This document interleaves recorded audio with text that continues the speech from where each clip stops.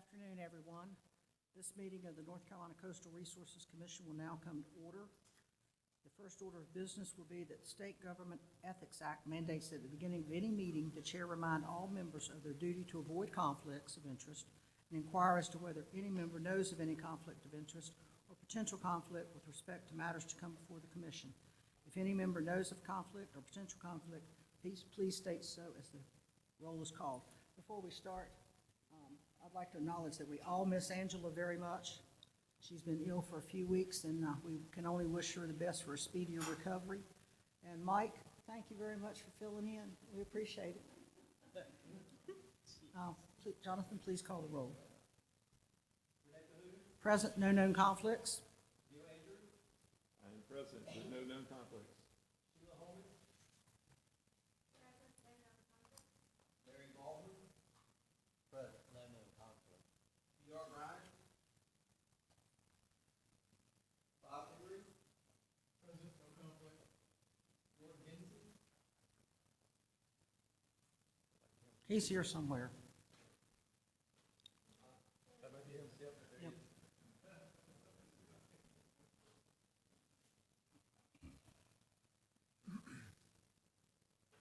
And no known conflict.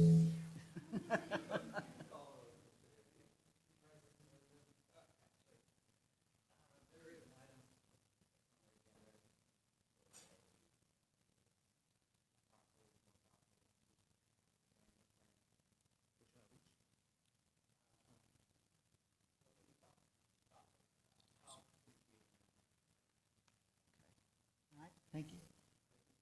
Robert Hyde. Robert will not be attending. He's had a family emergency. Steve King. Present. No known conflict. Lloyd Salter. Steve Shuttleworth. Dr. Earl Smith. And Rob Yates. Present. No known conflict. Roll call. Thank you, and I believe we have a quorum established. A couple things before we get started. I'd like to thank Dr. Laura Moore, who's here today. She is chair of our science panel. Laura, thank you very much for attending. We appreciate the work that you and your panel have done on the hazard area and all the other subjects we have given you. We may be asking you soon to look at a couple other things, so thank you for attending. We have a couple special guests as well here today. Mr. Secretary, thank you very much. Secretary Reed Wilson from the Department of Environmental Quality is with us today. He was appointed by Governor Stein in January of 2025, and prior to that, he served as Secretary of the North Carolina Department of Natural and Cultural Resources, a position held from January 21 until 25, I believe. You bring a great wealth of experience in environmental protection, land conservation, and government and nonprofit leadership to DEQ. Thank you very much. Also would like to recognize the Assistant Secretary of DEQ, Dr. Kathy Dello. Is that correct, Dello? Thank you. Where you lead the department's efforts to strengthen North Carolina's capacity to build resilience to climate change. Whew, that's a big task, is all I can tell you. And prior to joining DEQ, she served as State Climatologist of North Carolina and Director of the State Climate Office at NC State University. And just last week, you were awarded by Governor Stein the North Carolina Award in Science, the state's highest civilian honor. Congratulations, and thank you for attending.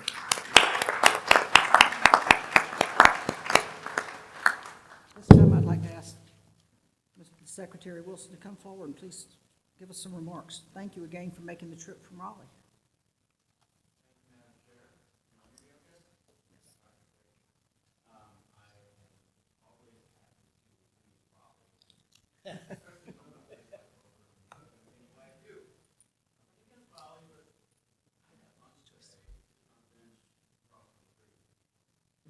What more you could ask? I'm thrilled to be here with all of you.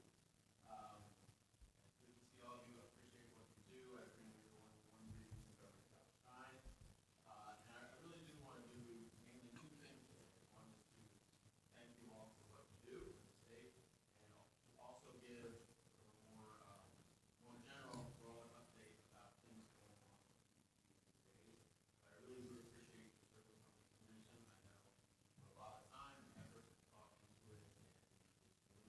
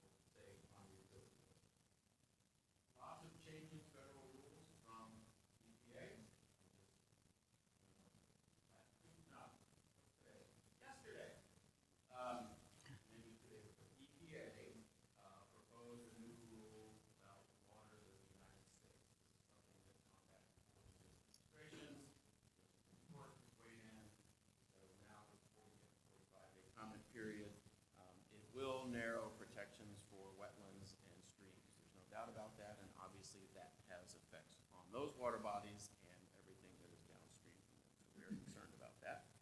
And on the state level, we don't have a budget either. You all know that, which makes it hard to manage.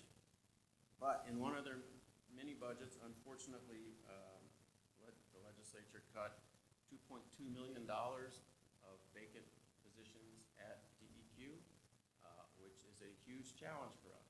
Here we are with increased demand for our services like permitting. By the way, we grant 40,000 permits a year across our department. So, and that's more than we used to. So it's very hard to keep doing that and keeping up with that pace when we now have fewer people to do that work. So the math doesn't add up, and we're going to try and get those positions back in the near future, but legislature's not going to do budgeting until early next year. At least that's the current thought. I do want to thank in particular DCM staff. You guys cover 20 counties and a whole lot of water adjacent to those counties and in those counties. I know it's more busy than usual. Huge range of issues and tasks, whether it be education or research or permitting or managing the coastal reserves, which every time I visit one of those, that seems like a great job. I will just say that. Working on coastal development, all these things while managing and protecting these amazing coastal resources. People keep coming to North Carolina to come to our beaches and our sounds because you all, staff and commission, have done such a good job of protecting these places so that they are wonderful and healthy. And I look forward to you all continuing to do that. What else? Well, I guess I'd just sort of sum up, because I know you have a big agenda. I understand, I acknowledge that throughout our department there are some issues that are complex or contentious or both, and some of those reside here. Some of them are marine fisheries, where I'll be tomorrow.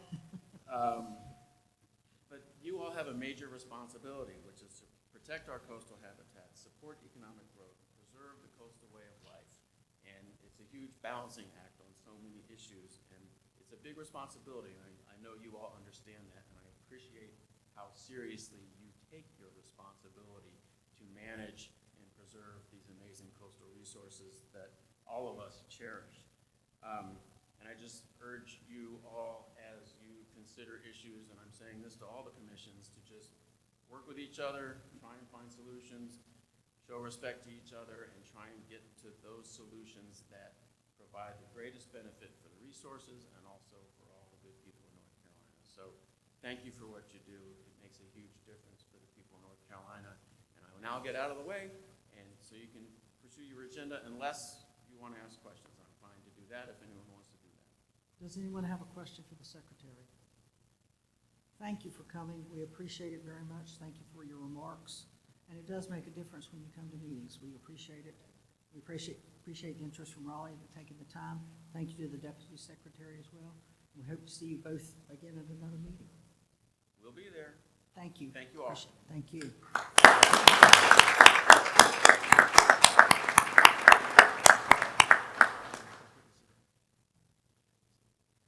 Kathy, do you have any remarks for?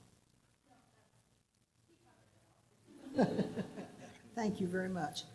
Before we get started, the approval of the August 27th meetings will not be included. They'll be in the February packet. And everybody, the reason should be obvious. Angela's not here. But also, I had some comments earlier from a gentleman that didn't know how to find out about meetings, didn't know how to find out about rule changes. There are, out there on the sign-up sheet, there are 2 boards standing up that have a QR code. You can scan those codes. You can log into Vision. You can get updates from the Vision. You can find out when there are public hearings. We're not trying to work in a vacuum. We really do want people to come to public hearings and to meetings, so please take advantage of that. If you have any questions, you can find Christy Simmons in here somewhere and ask her questions if you don't know how to use maybe the QR code. So thank you. Bobby, the floor is yours, the crack report. Good afternoon.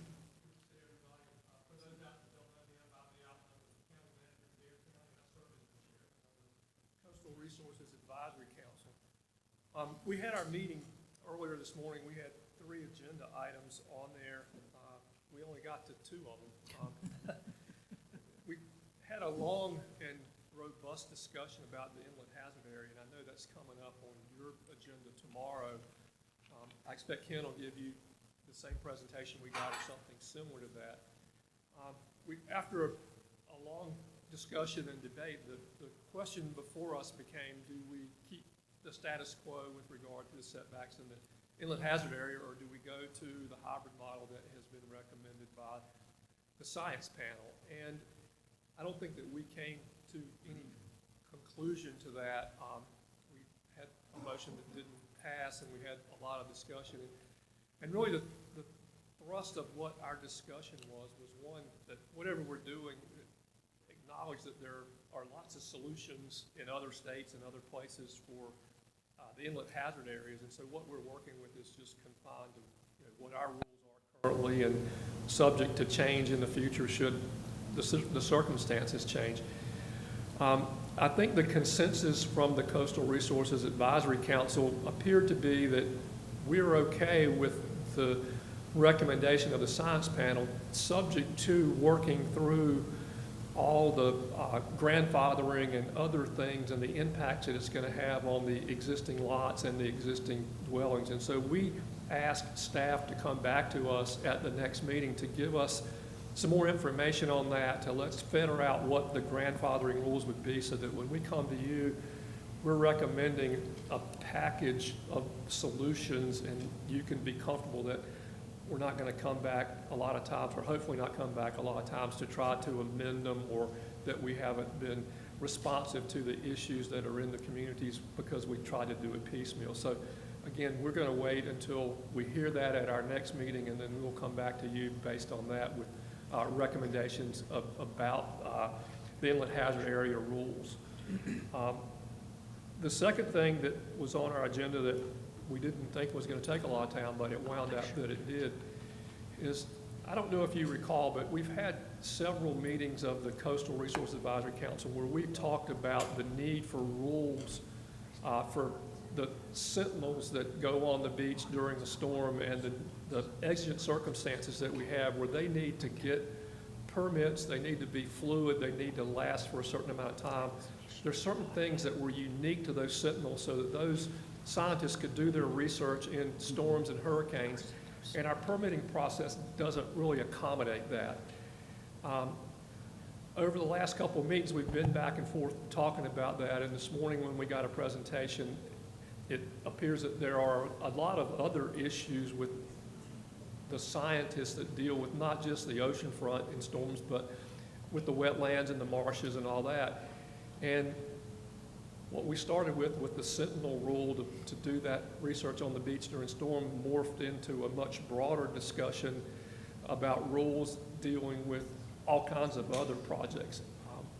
From that, we asked staff to come back to us next time and narrow the focus back to where we were when we started, and that is to get some rules in place to accommodate those Sentinel things. And then the broader context, the broader issues that came from that discussion, we could deal with those separately because they aren't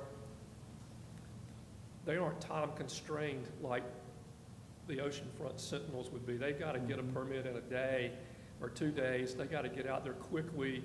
They've got to move, and they've got to have the ability to leave them there as long as they need to. When you're doing a marsh project, you're planning that months in advance, and the permitting process doesn't have to go as quickly.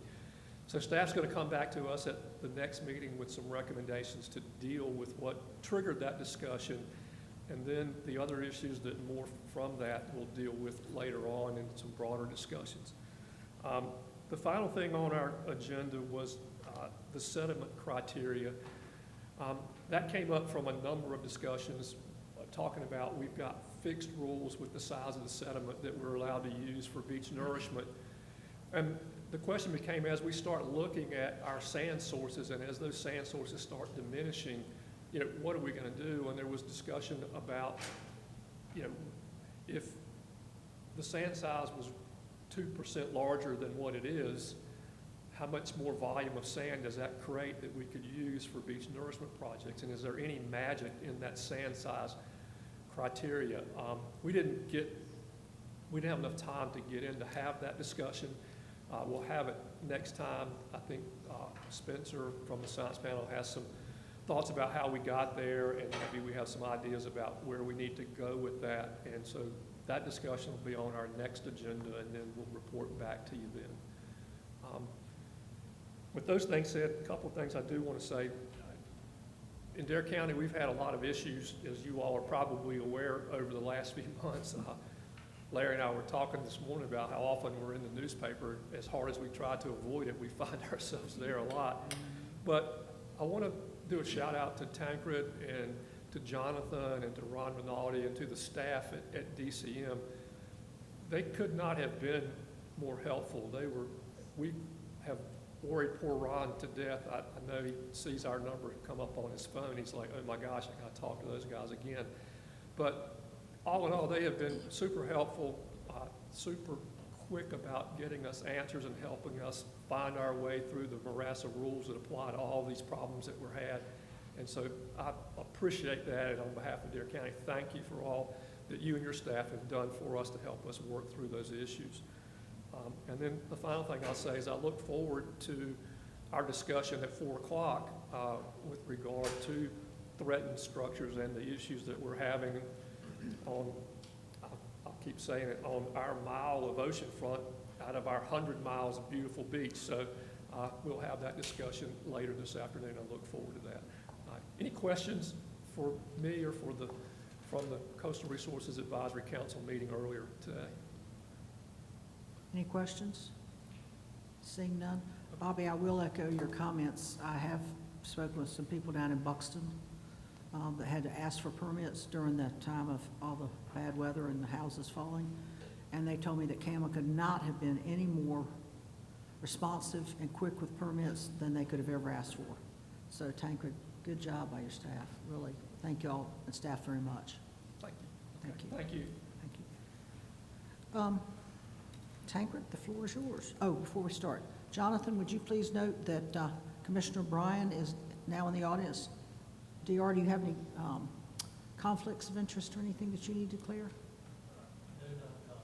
Okay, that microphone is not working. DR's is not working, I believe.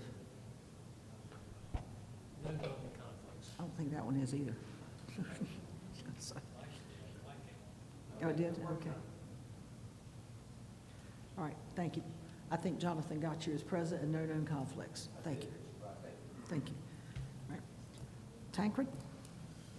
Thank you, Madam Chair. And before I start, I just want to say a couple of things. One is appreciate the compliments from Bobby and Madam Chair. Staff does work hard. They are dedicated and they are responsive, and that's not my doing. That's just how they are. So all credit to them for the hard work, and I appreciate having these folks to work with every day. Also, our thoughts are with Angela as she recovers. We do miss her, and again, thanks to the staff for stepping up, filling all the roles that she normally fills, and there are a lot of things that she does to get these meetings going and running smoothly. So appreciate the kind words for Angela and everyone keeping her in their thoughts. So good afternoon to members of the Commission, to the Advisory Council, to folks online, folks in the room, and to DCM staff. Thank you, Secretary Wilson, Assistant Secretary Dello, for being here, for your remarks this afternoon. Thank you, Dr. Moore, for being here. Appreciate your comments this morning at the Advisory Council meeting. Madam Chair, there's a lot on this agenda to sink your teeth into, and I'll start this report with regulatory updates. We've issued 35 sandbag permits since June 1st, which may not sound like a lot, but it is quite a lot. And most of those sandbag permits were done in Brunswick and New Hanover counties, not in Dare County. In fact, 31 of those 35 were in Brunswick and New Hanover. More on those later. Dare County, though, has submitted a request for authorization to repair the southernmost groin at Buxton, which you'll recall visiting back in April of this year. That area, of course, looks very different today than it did when you saw it in the spring. That repair request is under review for regulatory and statutory compliance, And if it meets the criteria for repair, they will be exempt from CAMA permitting and complete the repair once they receive the federal authorizations. The division held a 2-day workshop in October for local permit officers, LPOs, in the northern and northeastern districts. These workshops are required annual trainings for the LPOs, and attendance is a part of the contract between DCM and local governments to make sure the LPOs are up to speed on the requirements and the implementation of your rules.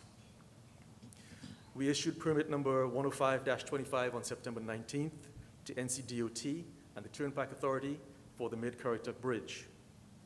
DWR, the Army Corps of Engineers, have also issued their permits, and the U.S. Coast Guard permit is still outstanding. DCM's permit was challenged by the Southern Environmental Law Center on behalf of their clients, No Mid-Currituck Bridge and the Sierra Club. Chair Cahoon granted the third-party challenge in part and denied in part. Council has included the chair's decision in your meeting materials for your review. The Southern Environmental Law Center may now file a contested case petition in OAH and/or contest the chair's decision in Superior Court. So we'll see where that goes. DCM received a petition for rulemaking from Mr. Nelson Paul on November 12th regarding the man-made ditches legislation. The petition was forwarded to OAH as required, and public notice has been issued. Under the Administrative Procedure Act, CRC must grant or deny the petition within 120 days. So we'll present the staff recommendation on that petition at your February meeting, which falls within that 120-day window. Turning to policy and federal consistency, DCM received the Army Corps of Engineers draft environmental impact statement for the Wilmington Harbor dredging project in mid-October for federal consistency review. The Corps, working with the State Ports Authority, recently completed this draft EIS, evaluating a potential expansion of the federal navigation channel at the Port of Wilmington. The project and its review are being carried out under Section 403 of the Water Resources Development Act of 2020, which authorized navigation improvements at the Wilmington Harbor. Because the draft EIS covers a federal project in state waters, the Coastal Zone Management Act requires DCM to review it to ensure it is consistent to the maximum extent practicable with North Carolina's enforceable coastal policies. That includes CAMA, dredge and fill law, and of course your rules. The project proposes widening and deepening of parts of the main channel and anchorage basin within the harbor, beneficial placement of the dredge material on beaches and marshes, and mitigation to help balance some of the project's adverse impacts. DCM has been coordinating our review with several state resource agencies, including Marine Fisheries, Wildlife Resources Commission, and Division of Water Resources. We held a public hearing in Wilmington this past Monday as a part of the public comment period. The draft EIS in its entirety and the project information are available on our website for anyone who would like to learn some more. And Cameron Luck, who's here, is at the back of the room, is division's lead for that review. Turning to planning and resiliency, the Resilient Coastal Communities Program continues to make significant progress across North Carolina's coast. This year, we funded 14 contracts with technical service providers to complete planning and vulnerability assessments in 19 communities, including a pilot initiative to help 3 communities begin integrating resiliency into their CAMA land use plans. We also funded 13 engineering and design contracts to move community projects closer to shovel-ready status, and 3 construction projects that are scheduled to begin very soon.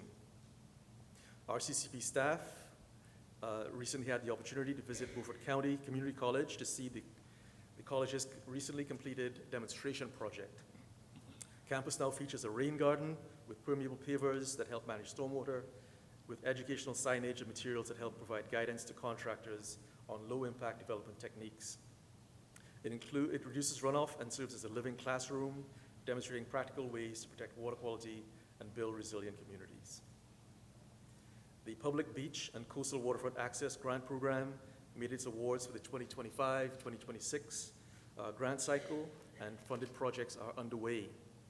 Applications for the 2026-2027 grant cycle will open in January of next year. Several access projects were recently completed, including the City of Washington's Wetland Boardwalk reconstruction. This is a 1,900-foot elevated boardwalk that serves as an extension of the Riverfront Park and connects residential areas to the North Carolina Estuarium and Downtown Business District. It was completed over 3 grant cycles from us, 2019, 2021, and 2023, with a total investment of $2.27 million. The town of Matthews decking replacement at the popular Roanoke Marches Lighthouse Pier is complete, and the town of Curry Beach completed the installation of an ADA accessible dune crossover to improve beach access for all visitors. The division has certified one land use plan since your last meeting for the town of Ocean Isle Beach. Other land use plans are under review and pending certification. Moving on to the Coastal Reserve, the Secretary's favorite. The reserve rules, NCAC 070, are scheduled to be reviewed by the Rules Review Commission in April 2026 as a part of the periodic review process. The proposed initial determination, which was presented to you by Rebecca at your August meeting, is currently open for public comment through December 1st, and that's on the EQ and the Reserve's websites for review. After the comment period, the department will review all comments and make a final determination for submission to the RRC. Fall Reserve Local Advisory Committee meetings, LAC meetings, wrapped up yesterday. Advisory committees for all 10 sites met, and as always, we are grateful to our volunteers for their commitment and expertise.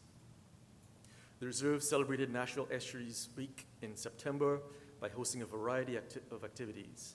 Debris cleanups were held at the Rachel Carson and Masonboro Island Reserves.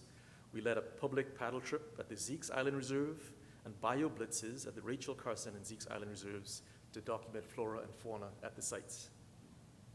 Public access at the Bald Head Woods Reserve has been enhanced thanks to a partnership with the Village of Bald Head Island. The golf cart parking platforms were improved, transitioning to a more durable and lower maintenance design that provides additional spaces for golf cart parking, and we extend our thanks for the partnership to the Village of Bald Head Island. The Coastal Training Program, in partnership with DCM's regulatory staff, hosted the ever-popular Living on a Barrier Island workshop for the Cape Fear and Outer Banks realtors. These were again well-attended and well-reviewed. Finally, with the reserves, we are excited to be hosting the National Estuarine Research Reserve System Training and Engagement Program coordinators from across the country at a sector meeting here in Beaufort the week of December 8th. This meeting provides the opportunity for attendees from around the country to plan and evaluate program implementation, to learn about some of North Carolina's key projects, such as that realtor training and resiliency efforts, and to visit the North Carolina Rachel Carson Reserve. A little bit of staff news. Tasha Swinson joined the Wilmington office in October as the new administrative assistant. We are excited to have a permanent position finally for this busy office. Rob Mayers, sitting over here, has been promoted to regulatory section chief, and he will continue to work out of the Wilmington office. He previously served as DCM's minor permit coordinator, LPO coordinator, and we're currently interviewing to refill that position. Rich Mahoney, back here, has moved from being a field rep in the Morehead City office to the major permit section, working alongside Greg Bodner and Kelsey Beachman. Rich is processing major permit applications for the Morehead City, Washington, and Elizabeth City districts. We are in the process of recruiting for several vacancies, 2 field reps for Heather Styron in the Morehead City office, 1 for Ron Rinaldi in Elizabeth City, and the minor permits coordinator. We're also in the process of creating 3 new time-limited positions, a wetland specialist and 2 coastal reserve positions focused on resiliency and site management. Turning to budget, we have no budget news to report other than our budget remains tight.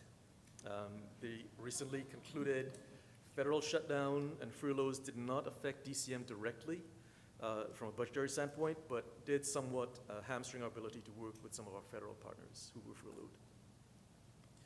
I have no legislative update for you today, but I am sad to inform you of the passing this week of Judge Willis Witchard at the age of 85.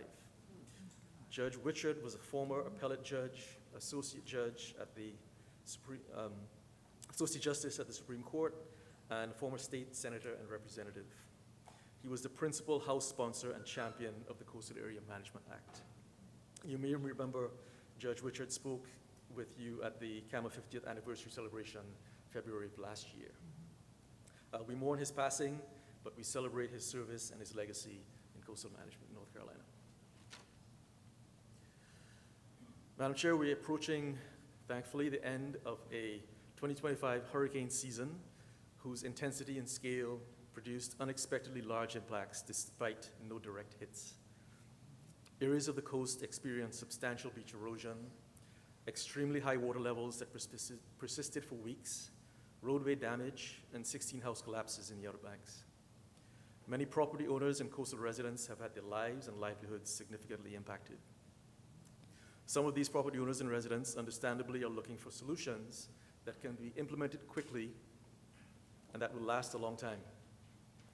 For some, this means sandbags. Since June 1st, as I said, we've issued 35 sandbags, 31 in the Wilmington District. More than half of those were issued under a provision under your rules that allows the division to permit sandbags in cases of accelerated erosion, which means that the erosion scarp is more than 20 feet from the foundation of the structure, but there are site conditions like a flat beach profile or rapid erosion over a short period of time that justifies that determination. Other property owners have been able to reinforce their foundations or move their homes away from the water. A few have voiced a desire for further exceptions to or a repeal of the statutory prohibition on permanent erosion control structures on the ocean front. There were a couple of instances, thankfully just a couple of property owners going outside of your rules for emergency protection for their properties. We were able to correct those errors and steer those folks back in the right direction. So all of these events, in our minds, paint a very serious picture. Alarms are sounding in nearly all of our oceanfront counties. Beach nourishment costs continue to rise, and the lifespan of many of these projects is painfully short.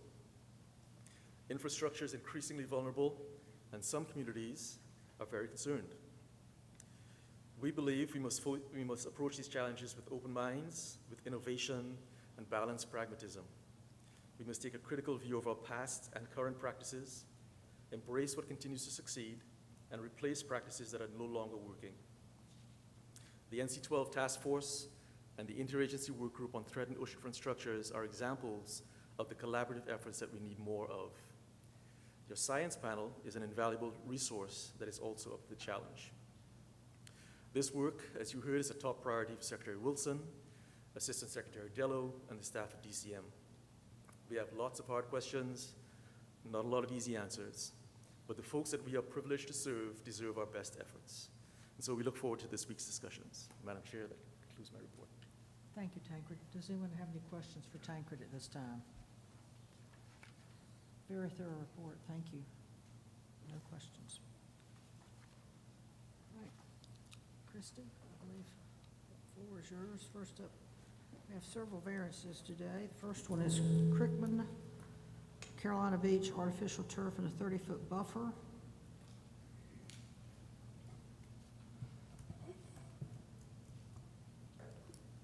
And if I may, Madam Chair, I just want to remind all the commissioners, I know you're all aware, these are quasi-judicial proceedings, to make sure that you aren't coming in with any kind of outside knowledge about any of these projects that might impact your decision, that your decision will be based on the evidence presented and the evidence that was given to you in your packets. And I'm happy to answer any other questions about quasi-judicial if you have any. Thank you. Afternoon, Christie. So the first, for the record, my name is Christine Goebel. I'm a DEQ Assistant General Counsel. Can we turn her volume up a little bit?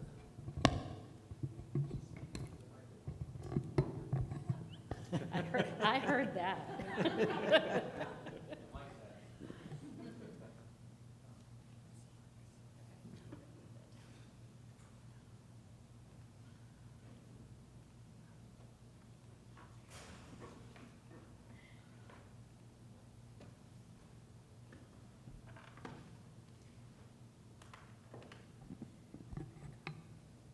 Is that better?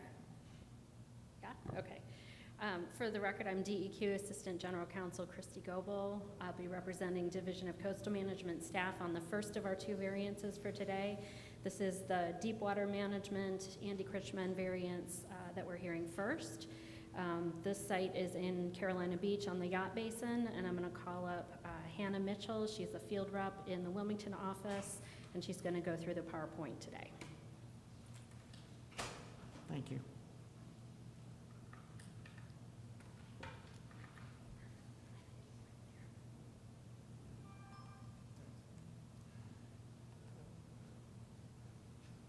Good afternoon, Commission. Like she said, my name is Hannah Mitchell. I'm going to be orienting you to the site today in Carolina Beach, New Hanover County.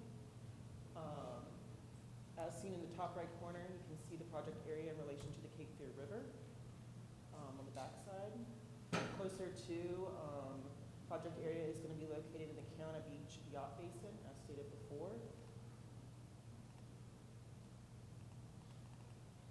Aerial view of the site in question, Carolina Beach Yacht Basin in the west side, and then the property labeled there with the star.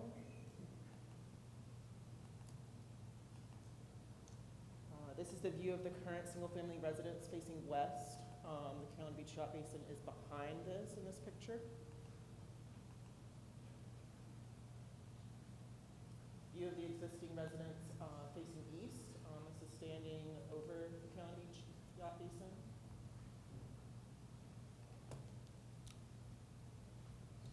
And then going in a little bit more detail, the view of the existing artificial turf grass as well as the bulkhead facing west.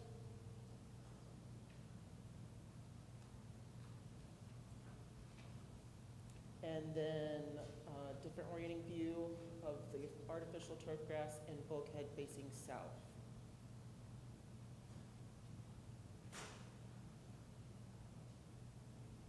And then another orienting view for the bulkhead cap and adjacent property with the artificial turf grass facing north. And then for your review, thank you.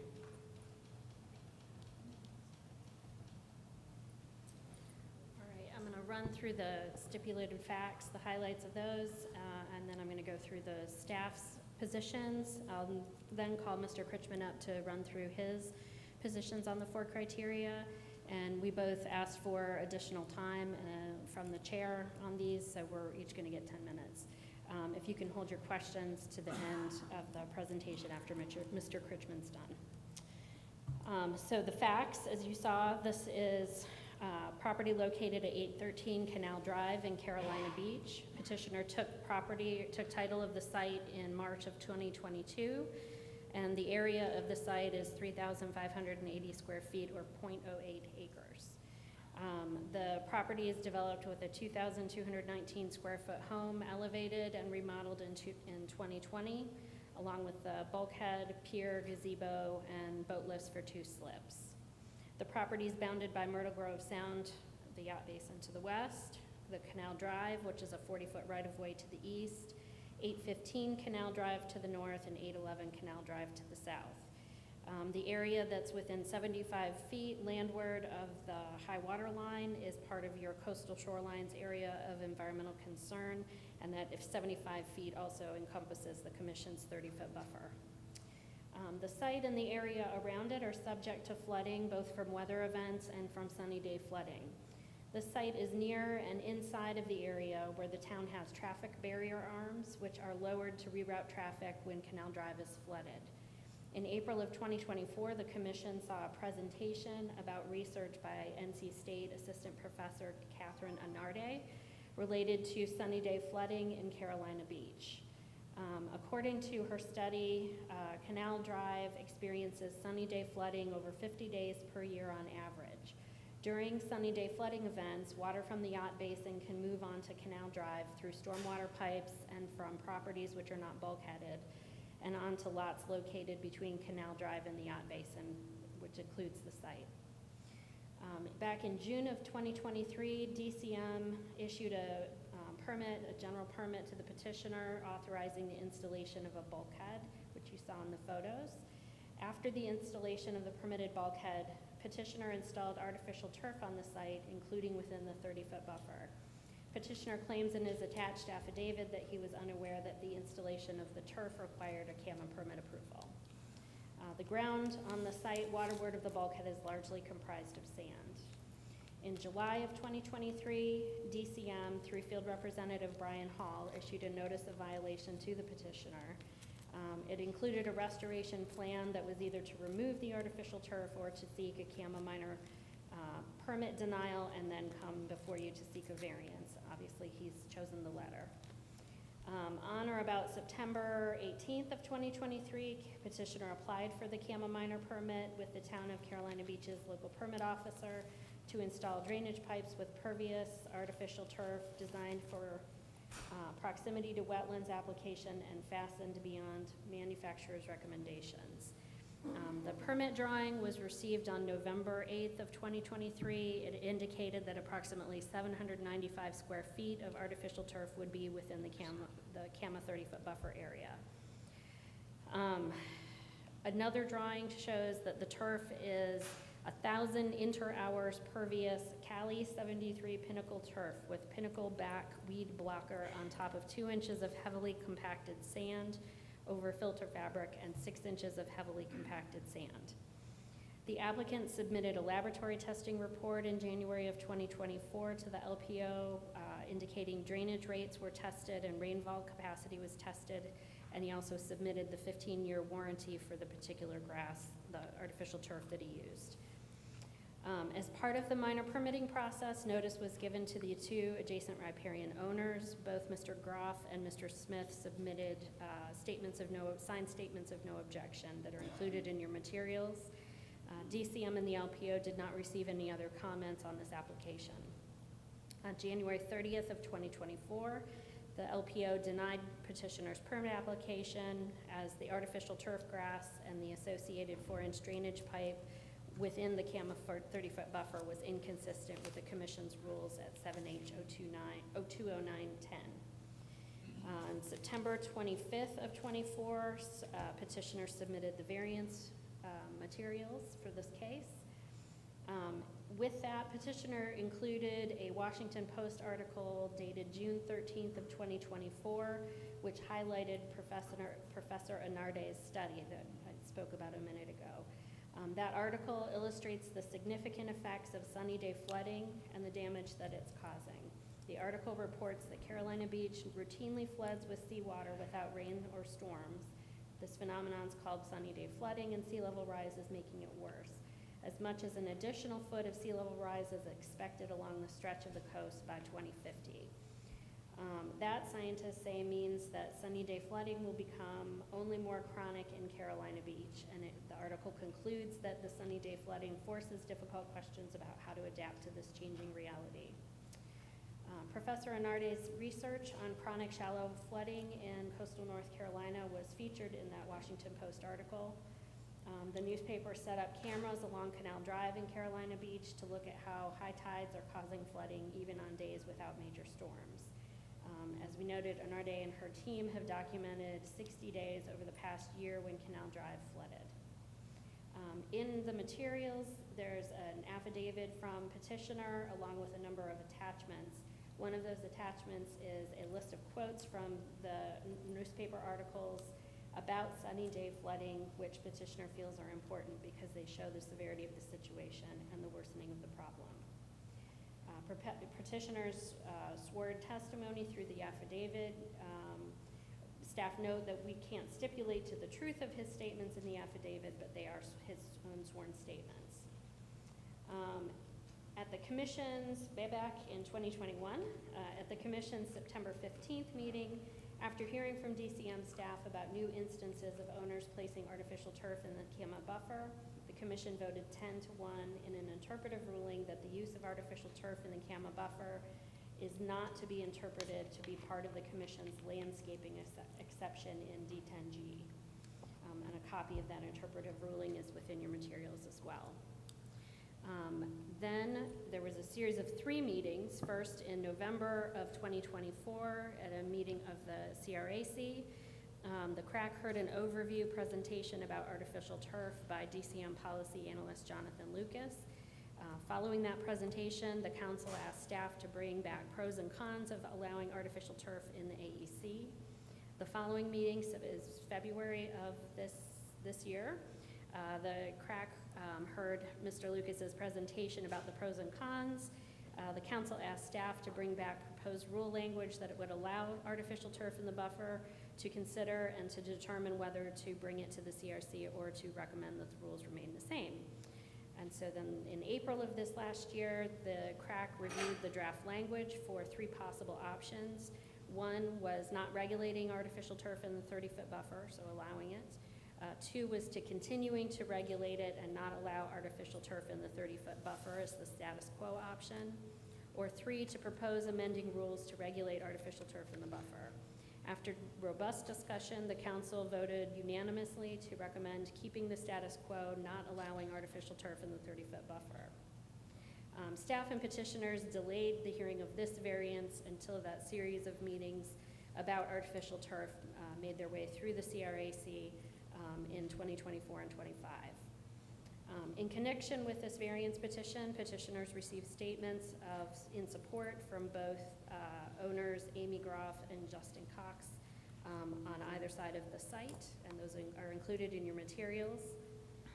In addition to the site, petitioner owns another waterfront property at 1005 Canal Drive, which is 2 blocks north. An affidavit from Joe Benson, the former mayor and current city councilman of Carolina Beach, is also attached as a stipulated exhibit in your materials. Petitioner is a general contractor and now works on projects including bulkheads and home building in Carolina Beach. His extensive background is included in his affidavit, which is included as a stipulated exhibit.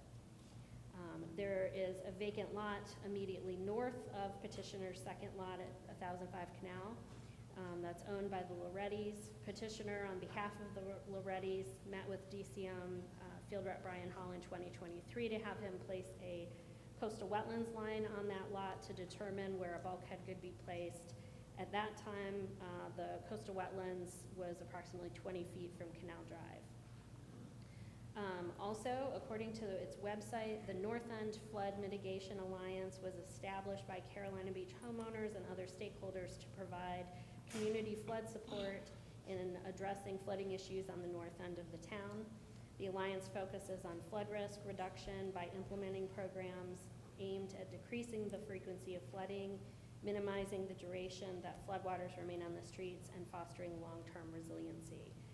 There's current efforts underway, including a partnership between that group and the town to seek funding for research and implementation of flood mitigation solutions, while also raising funds to support flood mitigation and protect the harbor environment. So that is a summary of the stipulated facts. And as far as the 4 variance criteria, the parties agree on the 3rd criteria, but not 1, 2, or 4. Cool. All right. The first variance factor, petitioner has identified concerns regarding the colonization of wetlands species on his property due to the flooding from Canal Drive.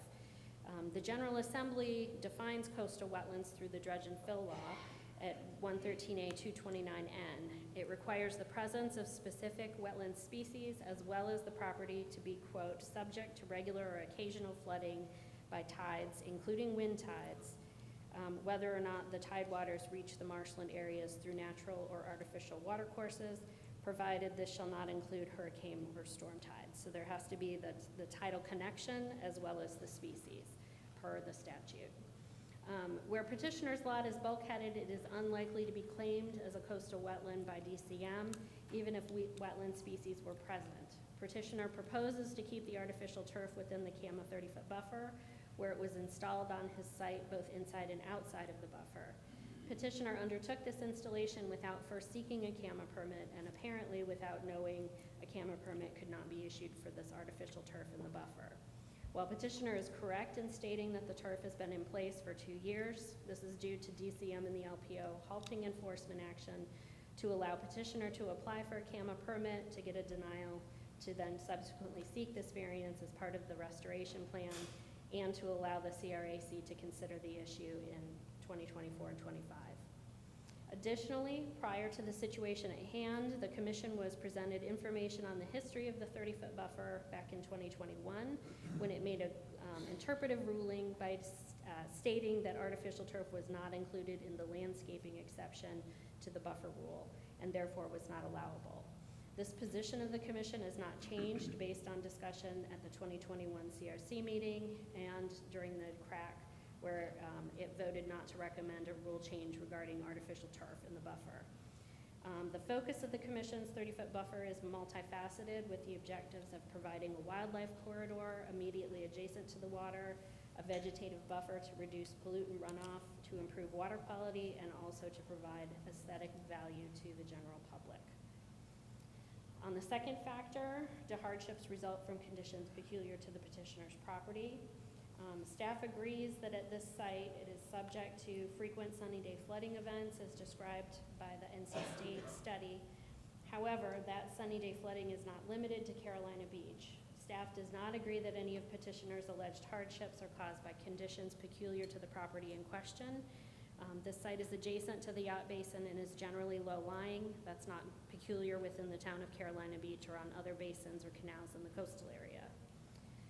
Staff and petitioner agree on factor 3. Staff agree that while petitioner should have contacted DCM or the Carolina Beach LPO before having the turf installed, certainly, petitioners did not contribute to the flooding near and on the site. And then finally, the fourth factor, would a variance be consistent with the spirit, purpose, and intent of the commission's rules, standards, or orders? Would it secure the public safety and welfare and substantial justice? Staff believe it would not. Petitioner has proposed keeping the artificial turf that he had installed on the site, which is not allowed as part of the landscaping exception to the CAMA 30-foot buffer rule. This determination was affirmed in the commission's 2021 interpretive ruling. While it may be that the installation method underlying petitioner's particular artificial turf addresses some level of impervious surface and water quality concerns, where he used sand and didn't use rock or other underlayment materials, and also where he did not use rubber filler with the turf. The CAMA 30-foot buffer rule also requires that development in the buffer area is water dependent unless it's listed in the exceptions. Artificial turf is not. Petitioner's use of this material is stated to be to prevent erosion, but also to prevent migration of wetland species landward of his bulkhead. As stated in the first factor, petitioner's concerns regarding the colonization of wetlands on his property due to flooding from Canal Drive would not meet the General Assembly's definition of wetlands if it was not regularly or occasionally flooded, and therefore wouldn't be claimed by the division. Staff acknowledged that the issue of using artificial turf in the CAMA 30-foot buffer was discussed in the 3 CRAC meetings in 2024 and 25, but that the CRAC voted not to recommend rulemaking to the commission. Staff believe that if the commission wishes to consider this issue again, it should be through the public rulemaking process in order to secure public safety and welfare and substantial justice. I'm going to invite Mr. Critchman to come up for his 10 minutes, and then we'll be happy to try and answer any questions that you have. Thank you, Christy.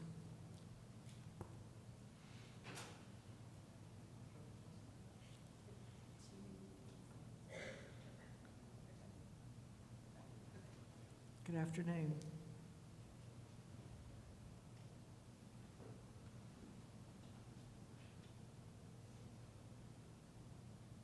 Hello, I'm Andrew Critchman. Hello, esteemed CRC members and Madam Chair. Thank you for your time today and the challenging work that you do to protect our delicate coastal ecosystem while balancing your task of allowing property owners to protect personal property. Thank you.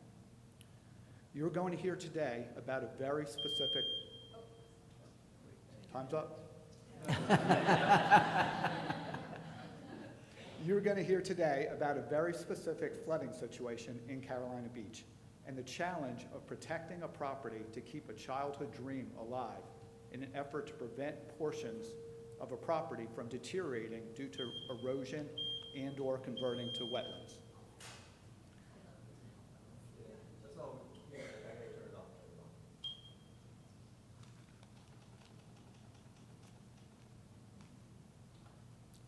Pardon the interruption.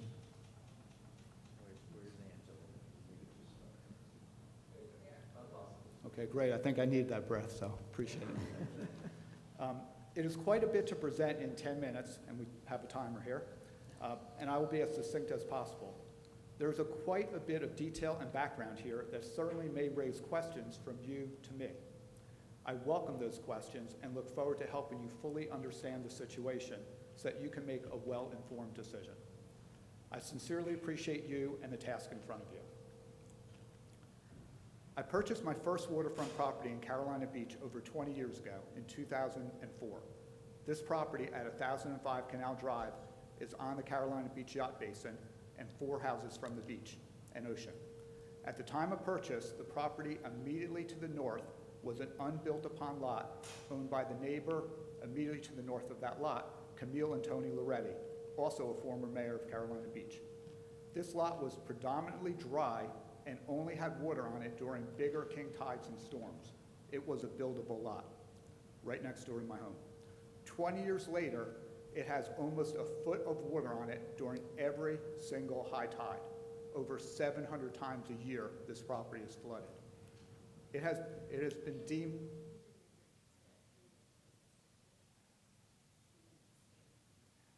Well, we did agree that it floods over 60 days a year, and if we do that, the number of high tides is manageable. The camera representative told us it's unbuildable. We stated that. Okay, good.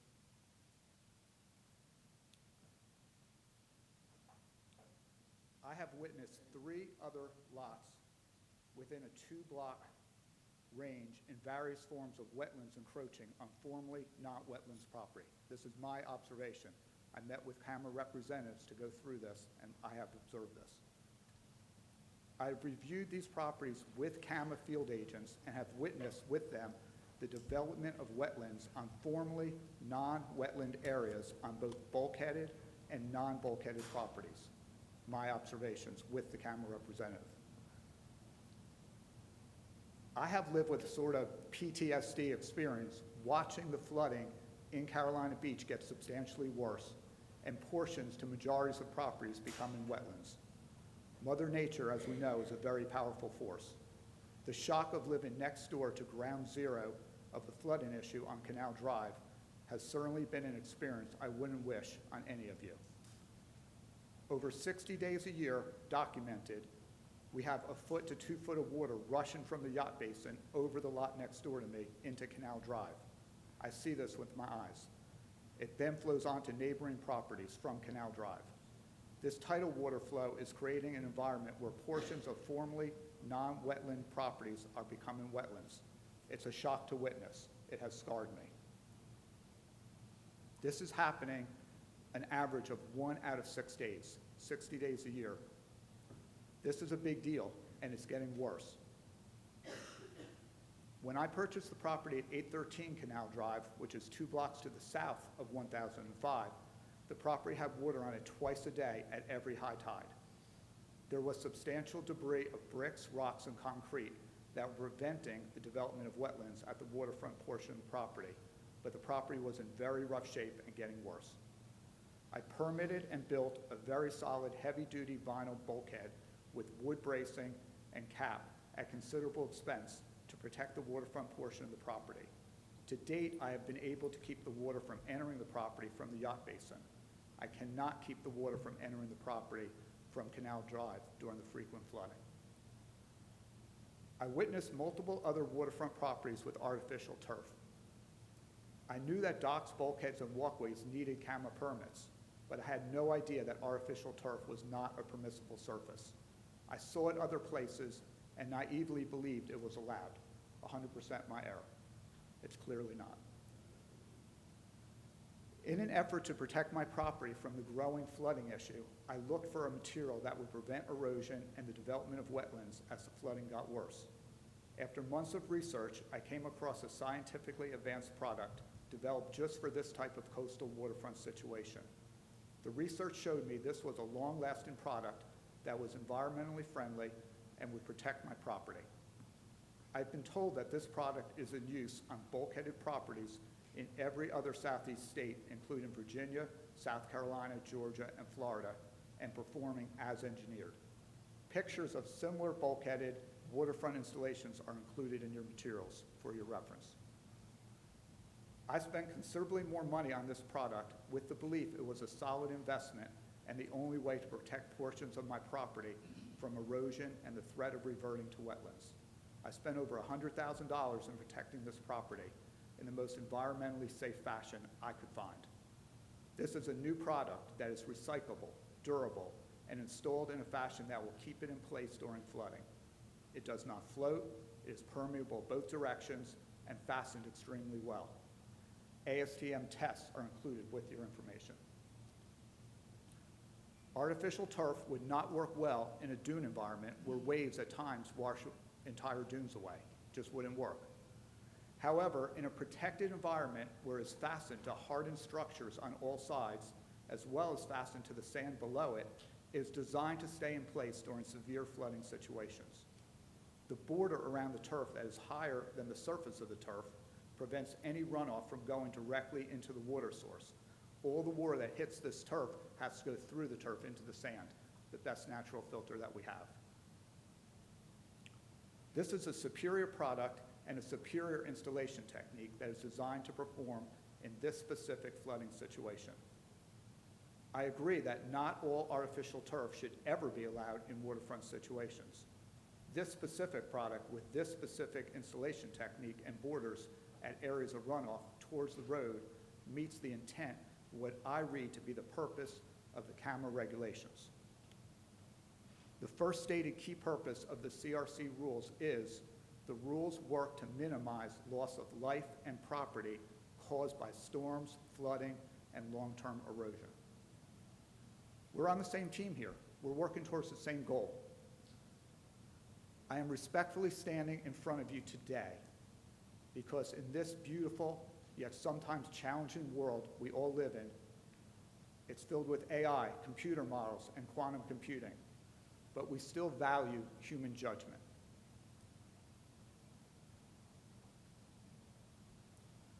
You today are the judge and jury on this issue. I ask you to consider and allow a superior new product that has been developed for this specific waterfront situation. This product has been in place in this location for 26 months. It's performing as designed. This product complies with the spirit of the CRC rules and handles the worsening flood situations very well. There's a brand new German study that just came out this month. It's included in your material, and it has scientific research into the newer artificial turfs, what this is as well, and the lack of microplastics in the new products and proper installations. The Germans, as you know, have a strong reputation for their accuracy in engineering. I request that you use your judgment and consider the following options. You can clearly rubber stamp this with a no because it's currently not approved. You can recognize that we have a substantially worsening flooding situation and will need new environmentally friendly products to keep us within the scientifically protected sea level rise. You heard from Christy, the sea level rise has risen over 7 inches since 2010 and it's predicted to rise another 12 inches by 2050. We're going to have many properties that will have erosion and issues. It's going to come up again for you guys. You could consider this as a test case.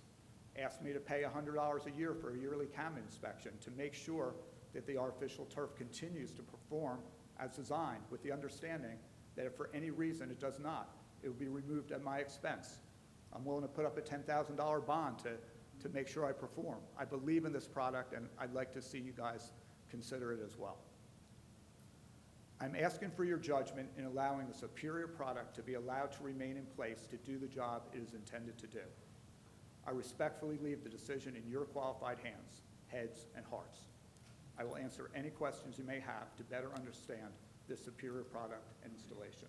Thank you. Thank you. Questions for either Christie or Mr. Kirchman? Larry? Thank you for the presentation, Mr. Krigman, and very good. I too was looking at this product, and that was one thing when I was reviewing the materials is it's not your, it's a new product. Yes, sir. And it's not, and there's a lot of concerns about microplastics, et cetera, and it seems like this product kind of meets a lot, you know, tries to answer a lot of those questions to those challenges or problems, which I was impressed with. And it, you know, and the big thing with buffers is not to have runoff. And we've discussed this, as was mentioned in the record, several times about artificial turf. I just sit there and look at it, well, if you had grass there, that would be okay. Where are you gonna put pesticides, you're gonna put fertilizers, you're gonna put herbicides, a multitude of things out there, whereas artificial turf, you do not. And especially if it's artificial turf that tries to meet these variance criteria. Obviously, it doesn't meet the rule, or you wouldn't be here asking for a variance from the rule. So I see a lot of pluses for this product as far as the new quality material and everything. I think the big question I've got for staff is this lot was recorded, on the record, was recorded back in the 1930s. I mean, it's been there a long time, well before there was any camera rules, and we still try to take those old historic lots and try to meet the rules or intent and criteria as much as possible. But do any of our rules, Christie, we have exceptions for lots that were recorded, sort of grandfathered in? Were any of those criteria come into effect here on this 30-foot buffer? No, they would not. Within your coastal shorelines rules, there are a couple of exceptions that deal with what year was the lot platted by. That's to build a small house, and also also to build a house on a small lot.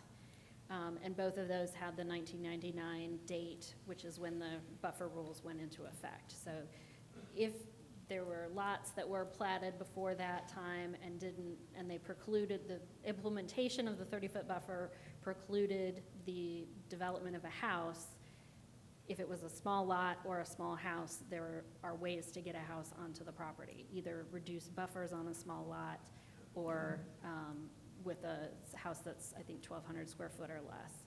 So there are some exceptions. So you could put a... But not for artificial turf, but it's not for building the But house. you could put a house. Yes. Other questions? Bob? No?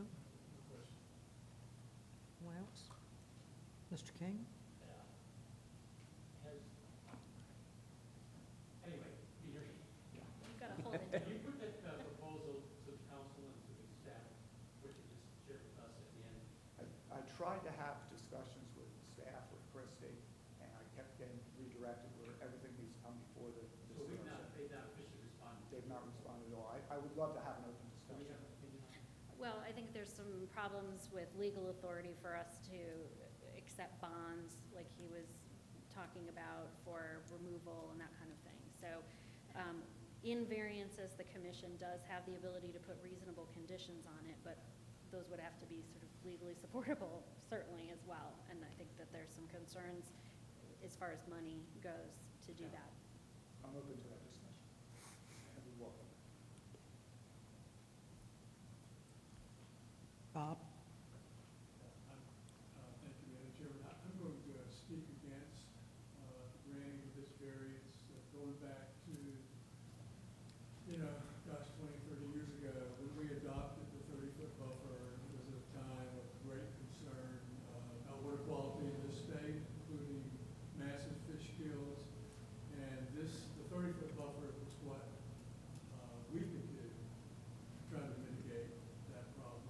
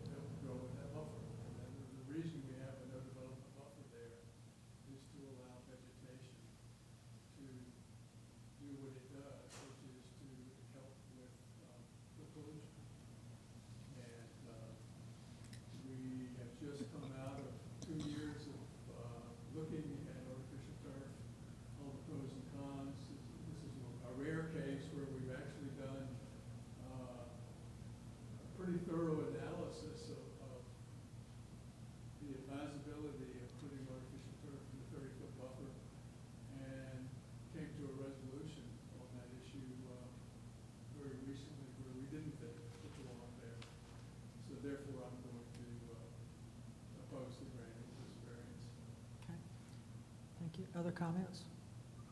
I have a technical crazy question. Is the permeability really 1,000 inches per hour? It's permeable 1,000 inches per hour. I have an ASTM test that shows that. Okay, that just seemed a lot. Yeah, it is a lot. And they actually overdid it to show that it would work. Okay, thank you. Sorry, Jordan? Appreciate the presentation. You talked about it being allowed in other states. Yes. Did you have any, did you go look or have any? I have, feedback that you can provide on that? yeah, excellent question. I have pictures of it in both residential and commercial installations in these other states. Some are smaller and some are vast hotels and things where it goes right up to the bulkhead. And there's maybe 10 or 15 pictures included in your article that shows some of those locations. But this is being used all across the Southeast. In fact, the company didn't realize that it was not allowed in North Carolina and offered some assistance to try to get it into North Carolina if you guys would be amenable to that. Are you aware of any other state that doesn't allow this? I'm not. Bob? I'd like to offer a motion that the petitioner has not met the burden for the first variance criteria.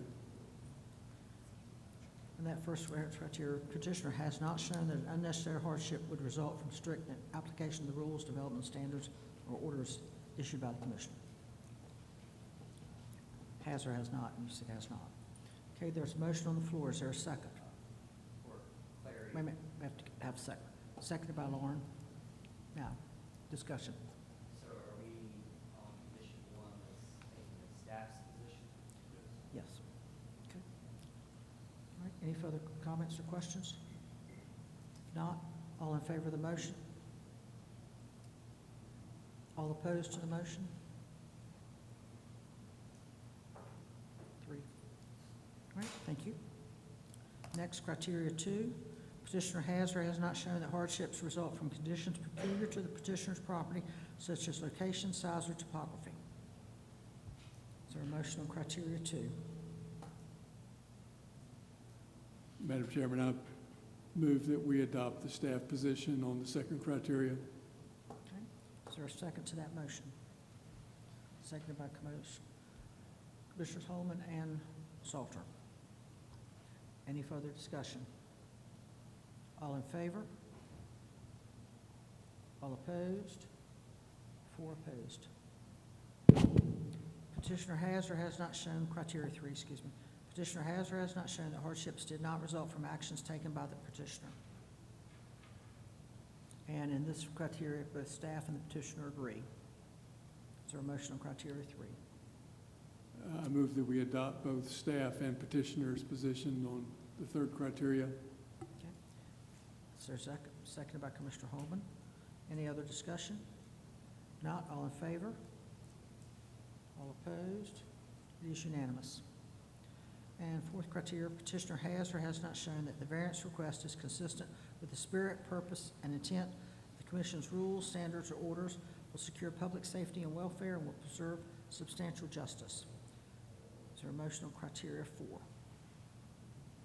I move that we adopt the staff position on criteria 4. Okay. Is there a second?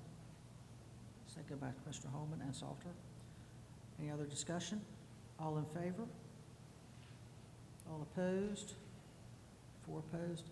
The variance is denied. Thank you. Thank you for your time. Thank you. Are we gonna have a break or go right? Now, let's have a 2-minute break. Okay.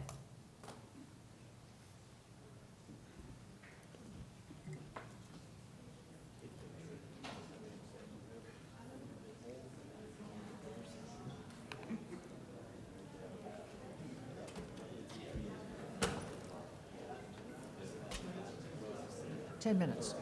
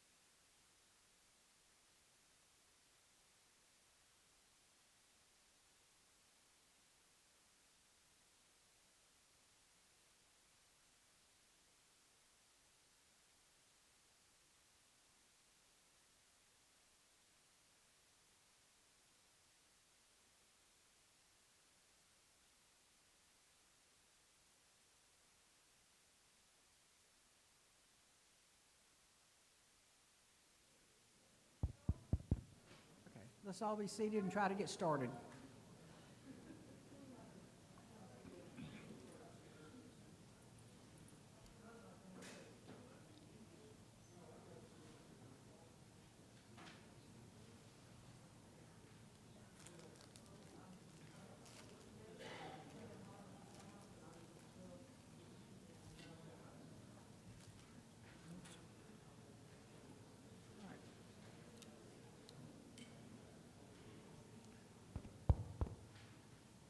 Somebody missed a couple, 3. That's one of them.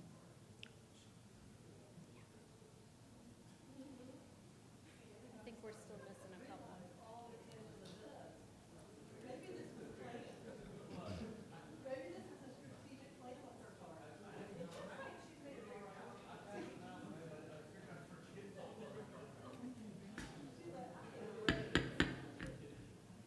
This meeting will now come back to order. I would remind everyone, I was so approached by a member of the audience that they cannot hear commissioners when they're speaking, so please speak loudly and make sure you got the microphone close to your voice. Before we get started, Jonathan, Commissioner Smith is here. Would you ask, Earl, do you have any conflicts or known conflicts?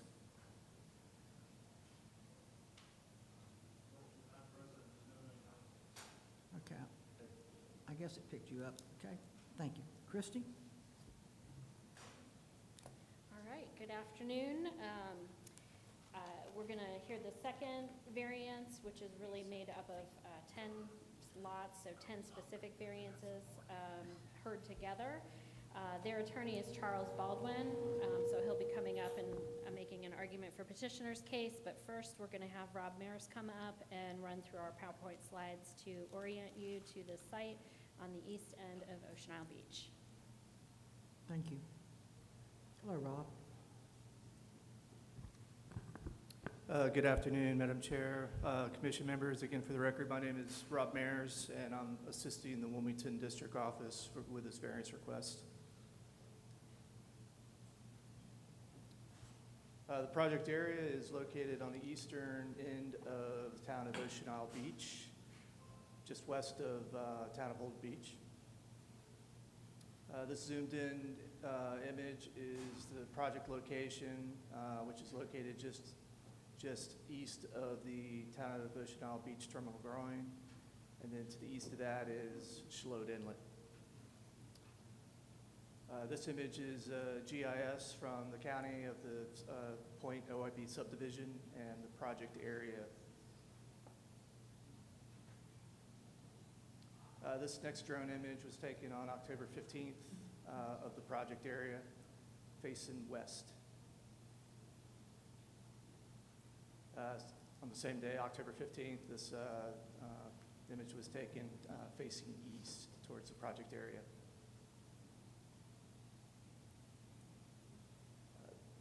This image is the site plan that was submitted with the variance request along with the Camden general permits that were issued of existing site conditions of properties with existing sandbag revetments.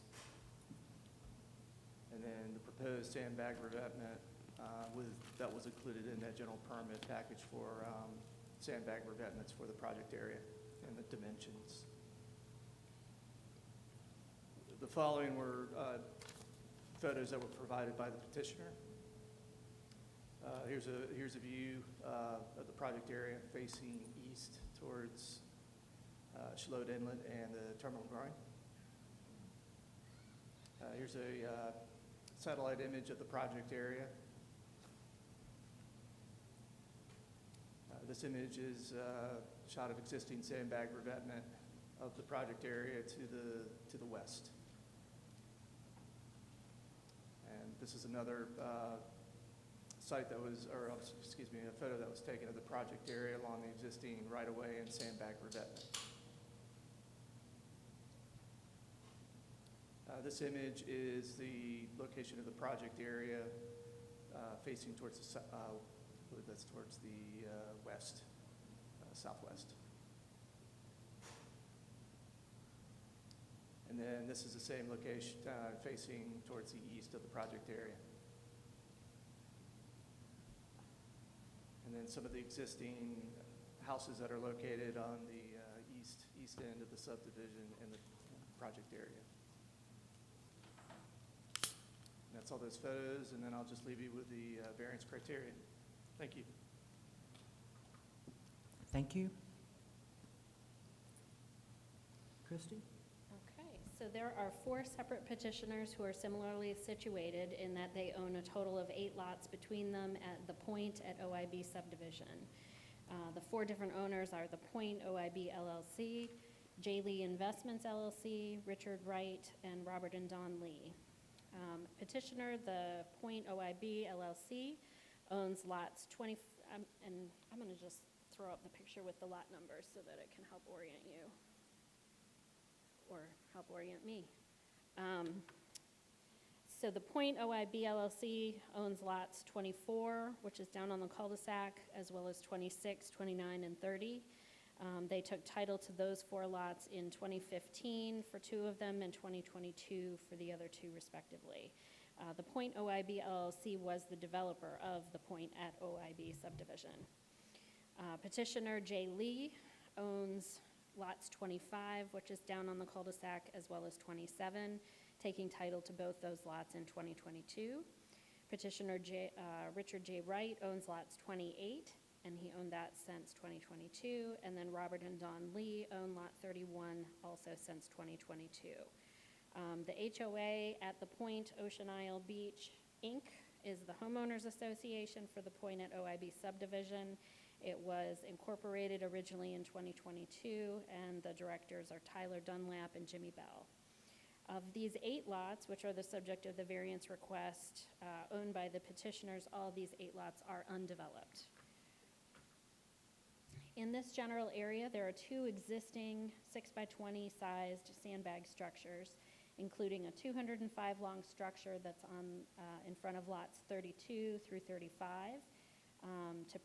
That was permitted to protect the existing houses on those other lots. And there's also a 270-foot long structure from lot 26 west along the cul-de-sac, and that was permitted to protect Grandview Drive, cul-de-sac, and street, as well as its associated right-of-way. The proposed sandbag structure project, or what we're calling the project, is comprised of 2 separate sandbag structures, which petitioners would seek to be larger than allowed by rules, so a 40-foot base and 12-foot in height, located along the waterboard portion of lots 26 through 31 to fill in the gap between the 2 existing structures, as well as a structure starting east of the existing bags on the cul-de-sac and extending east to protect lots 24 and 25. The project is located within an ocean erodible AEC, so of course a CAMA permit would be required for any development. This project area, based on the 2020 maps that are in effect by the Commission's rules, have an average annual erosion rate of 5 feet per year. This area is not subject to a pre-project or a static, formerly known as the static line, so any setbacks are measured landward from the vegetation line as that's defined in your rules. This project is not within the IHA box that is currently applicable, and that box is from the 1978 report. So that box from that 1978 report persists. This is not in that. In the 2025 IHA report from your science panel, the proposed yellow shaded area has this area located within a proposed new IHA and would encompass all the lots at issue if that were to go into effect. If it were to go in effect, the erosion rates at this stretch would be between 15.2 feet per year at the terminal groin location, increasing up to 18.5 feet per year, and then decreasing down to 16 feet per year at the far end of lot 24, so along the stretch here. Information available on the DCM map viewer shows measured erosion rates through 2020. Based on those calculations, the area here has an erosion rate, an actual erosion rate of 4.5 feet per year nearest the terminal groin, and then decreases to 1.8 feet per year at lot 24. The east end of Ocean Isle Beach has a history of erosion. On the Brunswick County parcel GIS layer, you can see the locations of lots platted decades ago that extend well below mean high water, which demonstrates the shoreline change over time in a northward direction at the east end. Also included in your materials is the map viewer with historic shorelines shown on overlain on an aerial photograph. In 2003, the General Assembly enacted GS 113A 115.1, the hardened structure ban. That law generally bans permanent erosion control structures on the ocean front with some exceptions. In 2011, this law was amended to allow the use of terminal groins. In connection with that law, applicants for permits to construct a terminal groin must submit an inlet management plan, which must address potential adverse impacts of construction and provide for modification or removal of the terminal groin if the adverse impacts cannot be mitigated. Before the hardened structure ban went into place in 2003, the Commission had, and still has, rules limiting erosion control structures on the ocean front, your rules at 7H0308B1B. The Commission's rules allow for the use of temporary erosion control structures, which we call sandbags, or made up of sandbags.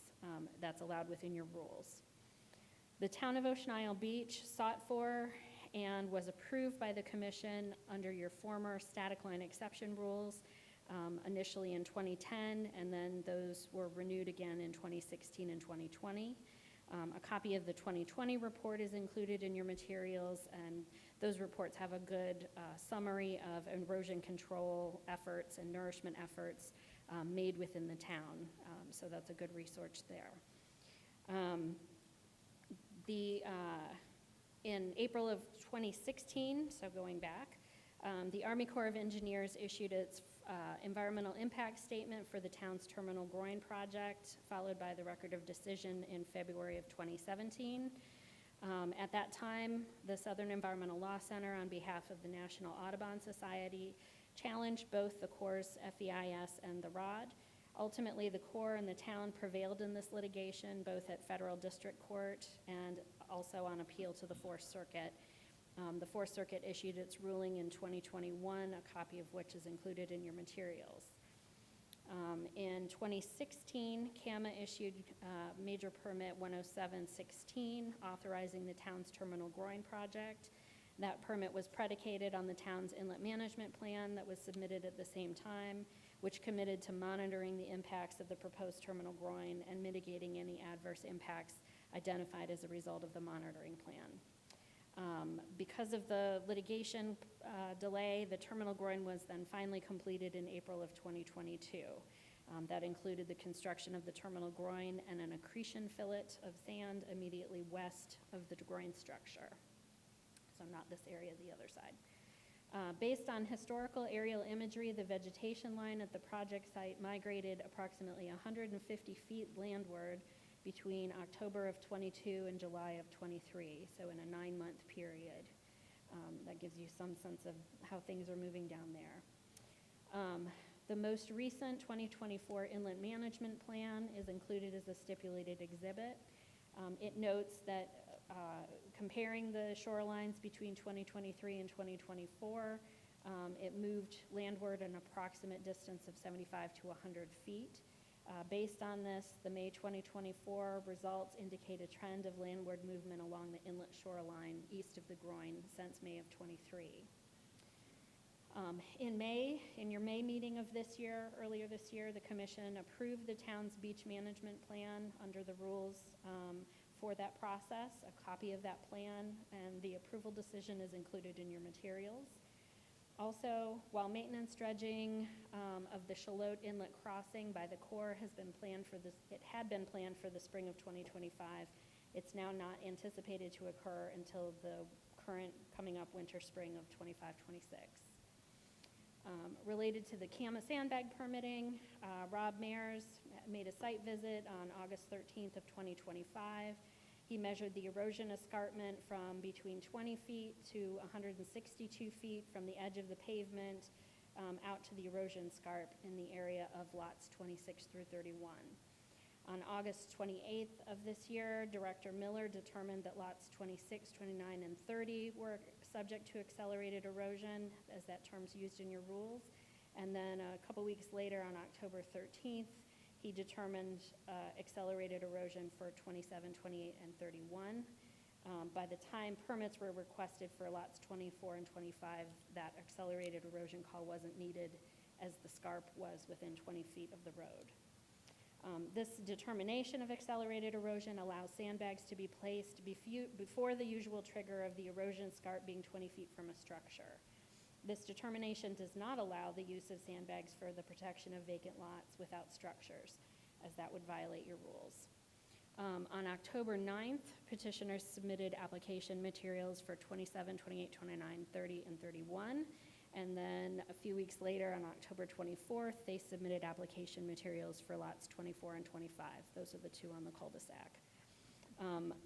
In the midst of all that, on October 10th through 12th, we had a nor'easter come through with higher tides that exacerbated the erosion, which you could see in some of the pictures already shown. As part of the permitting process, the applicant submitted notice of the proposed permit request to the adjacent riparian owners.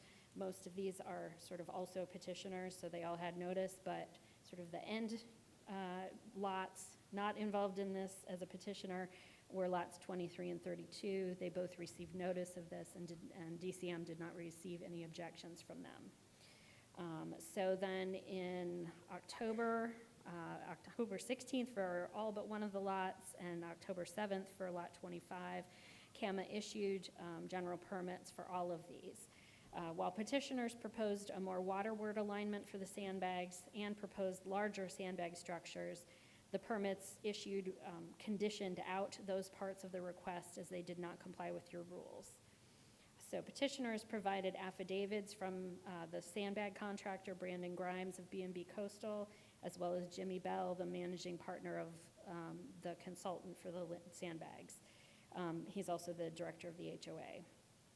So those are in your materials. So at this time, petitioners are seeking a variance from the Commission's oceanfront erosion setback rules in order to develop sandbag structures that are larger than allowed. So instead of 6 by 20, which is allowed, they want to go 40 wide by 12 tall. Petitioners also are seeking a variance to have their preferred alignment, which is a more waterward alignment than allowed by the Commission's rules. Petitioners were not able to file a complete variance petition in the required 6 weeks ahead of this meeting, required by your rule. So they did seek permission from the Commission through the chair to have these hearings heard in an expedited way at this meeting without having met that time period. That permission was not objected to by staff and was granted, and that's why we're here. So 4 criteria, and we've got kind of a mixed bag. So on the first criteria of does a strict application of the Commission's rules create an unnecessary hardship for petitioner, staff's position related to the size of the structure is yes and no as to the alignment / vacant lot issue. As an initial matter, staff wanted to note that petitioners do reference a couple of past variances that the Commission had heard. Staff understand that variances are fact-specific, and so cases at other locations on different facts are not binding on the Commission. So the Commission's rules, specifically at 0308A2B, are clear that temporary erosion control structures may be used to protect only imminently threatened roads and associated right-of-ways and buildings and their associated septic systems. The Commission's rules allow sandbags to be installed once on a property in order to protect existing structures while a community pursues a beach nourishment project, inlet relocation, or stabilization project. In this case, the lots are located on the inlet side of the terminal groin, close to Shallotte Inlet, which has consistently been erosional, according to DCM's measurements. There have been no plans for an inlet relocation here. The terminal groin already exists and was completed in 2022, and the likelihood of success of beach nourishment placement so close to the inlet being dredged by the Corps' shallow draft program is and the associated available funding is uncertain.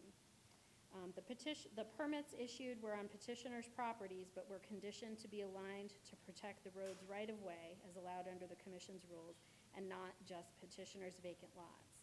Staff disagrees that a strict reading of this rule, not allowing protection of vacant lots, causes petitioner unnecessary hardships. Given petitioner's stated concern for adequate interim protection of the Grandview Drive right-of-way, roads, homes, and exposed utilities, staff notes that petitioners have already received sandbag permits on these lots that authorize an alignment to protect the road, the right-of-way, and the infrastructure. As to bag size, staff acknowledge that in this case, a strict application of the commission's rules limiting sandbag structures to 6 by 20 could cause petitioners an unnecessary hardship, where the permitted 6 by 20 size could be overtopped, allowing damage to the existing road right-of-way long enough for potential relocation of the existing structures to take place. On factor 2, do the hardships result from conditions peculiar to the property? Staff agrees, yes. That any hardships petitioners allege, which may not be unnecessary hardships, as I just described, is in part caused by conditions peculiar to the subject properties. The site's location on the inlet side of a terminal groin is unique, but more so is the very high amount of erosion that has occurred at the site. Even though it's clear the inlet is dynamic and moving landward and north over decades, as evidenced by the parcels now located in the water on the exhibits you saw, the accelerated erosion has been more evident in the past few years following Hurricane Ian's impacts in 2022 and since that time. While the average annual erosion rate at the site is 5 feet per year based on the current maps, the proposed inlet hazard rates would be 15.2 feet to 18.5 feet per year in the rates not yet adopted. We also saw that there was a loss of approximately 150 feet of beach and dune systems lost between October 22 and July of 23. On the third factor, do the hardships result from actions taken by the petitioner? We agree. Staff believes that the cause of the primary hardships is the accelerated erosion, typical at this site over time and common in the ocean hazard and inlet areas, but not taken from actions of petitioner.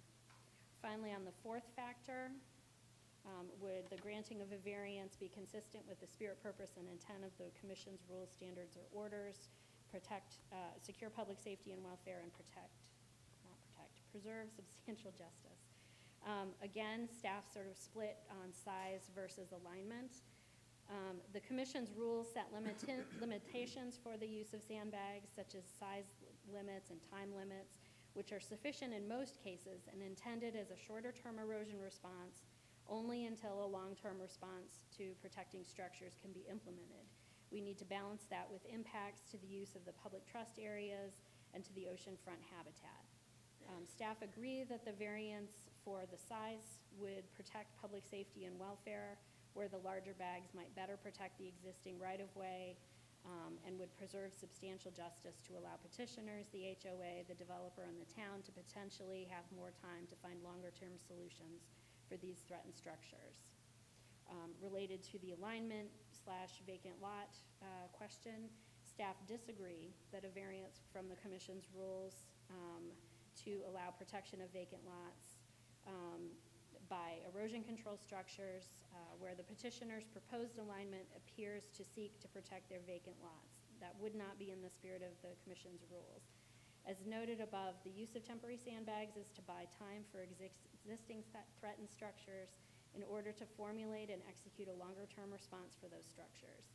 DCM is aware that the town and its consultant are monitoring the erosion as part of its permit obligations and will need to respond. While allowing bigger bag structures, such as the 12 by 40 proposed, may help buy some time for these responses to be developed and implemented, staff disagree that the petitioner should be able to place sandbags in an alignment seemingly designed to protect vacant lots and not just the road, right-of-way, and other existing homes. Staff believe that such a variance would not protect public safety and welfare or preserve substantial justice, where petitioners' preferred alignment would leave little room waterward of the existing structures for the public to utilize the public dry sand and wet sand public trust shoreline, and where sandbags have been permitted in an alignment already to protect the roads, right-of-ways, and utilities within it. I'm going to have Charles come up and describe petitioner's arguments on the 4 criteria, and then we're happy to take questions. Thank you, Christy.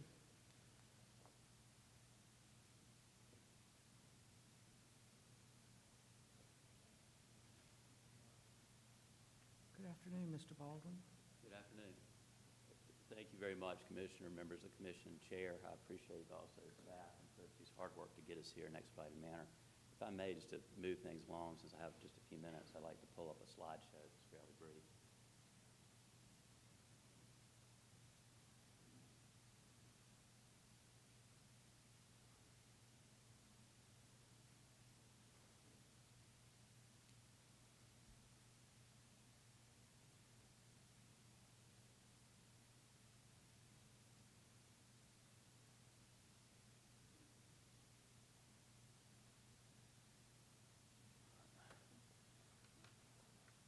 Okay, good deal. So obviously what we have is a unique situation here. We have these lots that are being affected negatively by the terminal groin. There's mention of the inlet being erosional historically, but that's completely inconsistent with the staff's recent findings of accelerated erosion as these lots, not historical erosion. It's also inconsistent with the Inlet Management Plan report that said, in addition to the 150 feet we talked about, that the May 2024 results indicate a landward movement since May 2023, not historically, since May 2023. The report goes on to say, because a new inlet shoreline threshold was established for this 2024 monitoring event, and that threshold was exceeded in May 2024, this area should be monitored closely because of the groin. The statute that Ms. Goebel cited, as well as the permit for the groin, say that if the groin doesn't perform and is required to monitoring and has adverse effects, it has to be modified or removed. That's not because the neighbors getting washed away don't like it. That's because that's the law. The Fourth Circuit decision that approved this groin that was also mentioned said that it was supposed to be leaky, meaning there are gaps, sand can get through. It's not going to starve the downdrift lots, which is doing here with this perpendicular alignment, and that there may be some short-term erosion on the east side, our folks' side, but that within year 1 it's going to stabilize. That has not happened. We are here to seek emergency short-term relief to avoid irreparable harm. And unlike my last variance where the client didn't bother to show up, my people are here, and they're standing behind this project with their time and with their commitment to it. We have Jerry Lee from J. Lee Investments that was mentioned. We have Jimmy Bell from OIB Properties, who also acts as the permit and is all agent and is all about this. We have Brandon Grimes, who designed this project. This project is not where my folks would like it. They like it at the property lines. It's where the escarpment is. So their lots are already being substantially diminished. But this structure out there is just simply failing. So you've got these interim structures. And so what we're proposing to do, based upon Mr. Grimes' recommendation, is simply connect the dots. That has to be done in a linear fashion. Mr. Grimes just handed me a drawing here where we can't have scouring and eddying, I think he mentioned, because the structure would fail. And we're looking for short-term relief here. And so we need a linear structure. And what we're proposing is simply to connect this existing structure by the cul-de-sac in the middle, and I've got my distances here, 320 feet to the existing structure you can see to the west at Lot 32, which has that nice large home on it. Looking the other way, and it's like being in a war zone. I was out there October 27th, and I took these pictures. If you have orange cones in the roads and roads failing, that's not good. And so to connect it, it would be a straight line from the existing structure that's just to the right, running to the end of the existing sandbags you see there, and connecting horizontally to them. That distance would be 338 feet. And it would not only protect the road, you can see all these homes that are being threatened at 150 feet and 9 months erosion rates.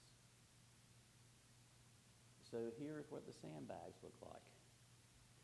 And what I want to emphasize here is the structure proposed will not be more waterward, farther west, or farther east than the existing structures that are out there. And you saw those photos, you've got to have higher bags. You saw the 6 foot just getting overwashed and washed out behind.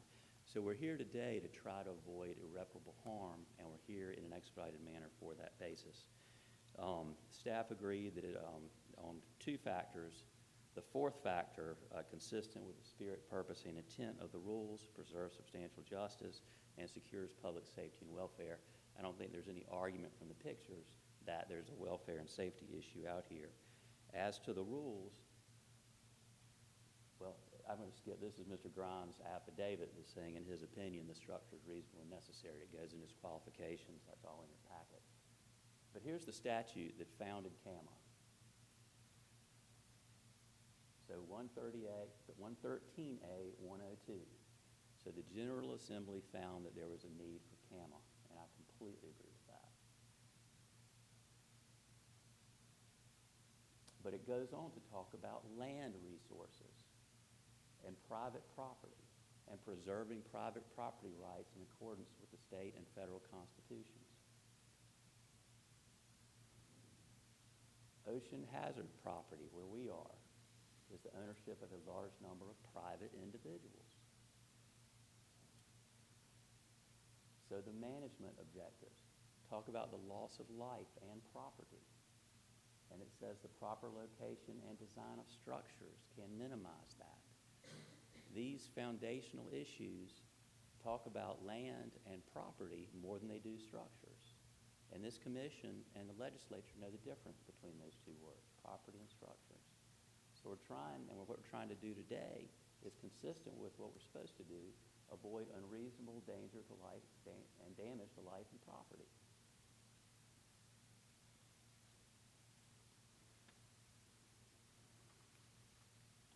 So this is entirely consistent with the spirit, purpose, intent of the rules, and it would preserve substantial justice. It would be unjust and inequitable for a few property owners to bear a complete loss for the other folks who are behind the structure. And so this is short-term until longer-term solutions can be advanced. Clark Wright, who's here in this room, environmental attorney y'all all know, was hired to handle the effort to find a longer-term solution. And that could include any number of things, up to and including removal. It could include reducing the profile of the terminal groin, literally removing some rocks, using different size rocks to make it more leaky, modifying the location of it. Maybe it's less than a 90-degree wall. Maybe it's more turned and reorients the shoreline rather than acts as a wall. So there are a number of things that can be done. And so this is indeed short-term, and our clients are fully agreeable to removing it if it has to be done, and they are going to have to accept those conditions as part of it. And they're willing to accept other reasonable conditions that you might impose, as have been done in other matters. On the first factor, the unnecessary hardships, absolutely these hardships would be unnecessary. I'd include the loss of your access road, utilities, adjacent properties, and your property, just a necessary hardship, and that's something they didn't invite on themselves. And you want a structure with some property and heft behind it. You don't want to put the bags as close to the road as you can and hope for the best, because the reasons Brandon Grimes pointed out in his drawing to me. You might have overtopping or whatever, so you want some bulk and distance behind it.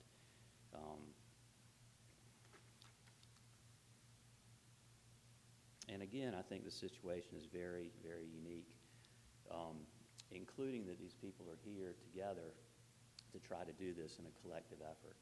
And it needs to be a collective effort. It needs to be a unified wall. There could be conditions on public access and other things even posed in other cases. But you can't throw one person out and expect this project to go forward and work. Everybody's got to be in it together in order to fund it and so forth, and agree to have structures on their lots, and all the things would have to happen. And so hopefully that can be the case here, and we can avoid great harm collectively by finding good solutions.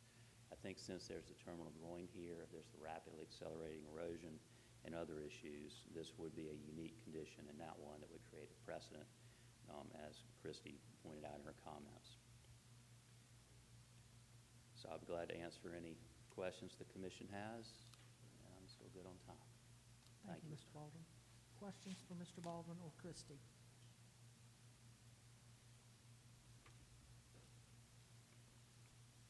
Oh, I'm sorry. Mr. King? Maybe I missed it, but, in terms of time, this is a temporary solution. Yes. Do you have in mind, as you talk to staff, about how long this sandbag is supposed to be there?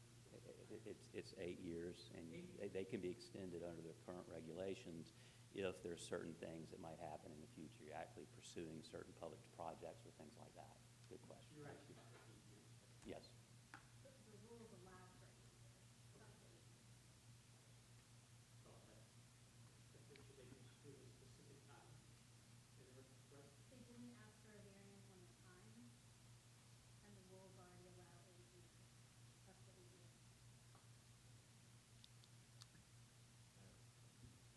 Robbie? Looking at,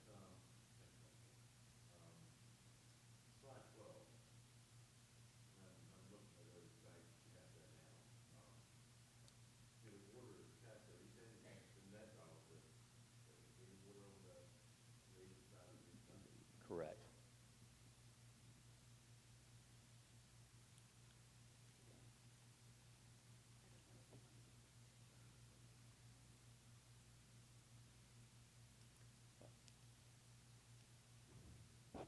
Would you put up the slide that shows the net of what your proposal is, Yes.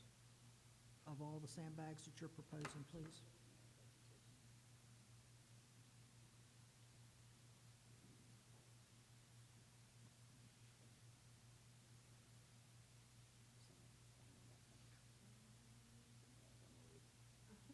So we are proposing sandbags, shown here, and this is computer generated.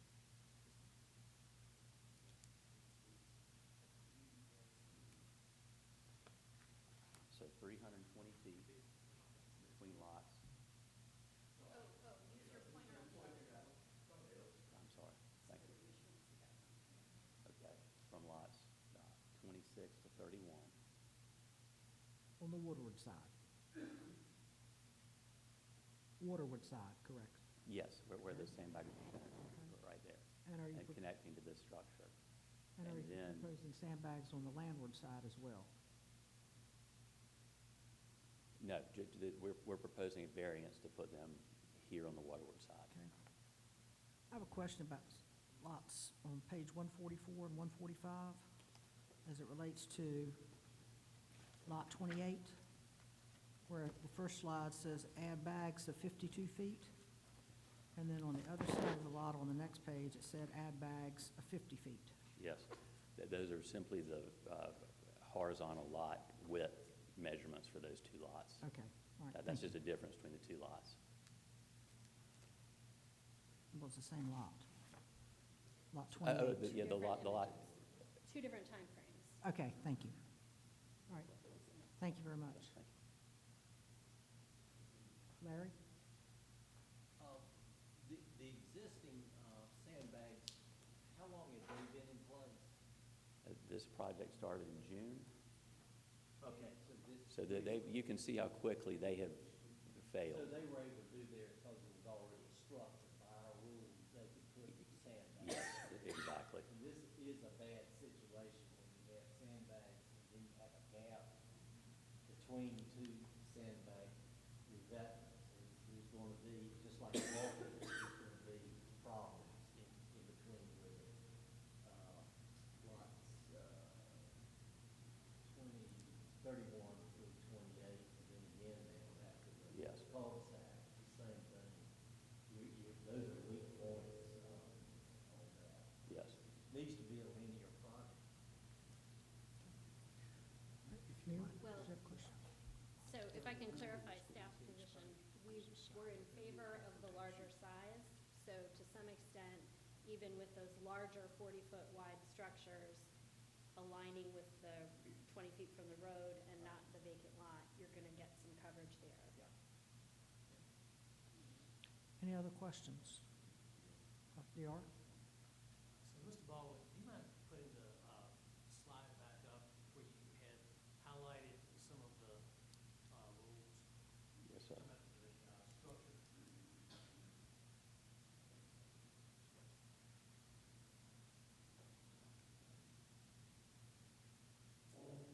So this is the statute, and would you like for me to go to the rules?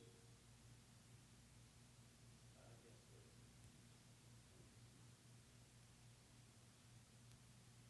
Okay, this is point 302 of significance of ocean hazard area.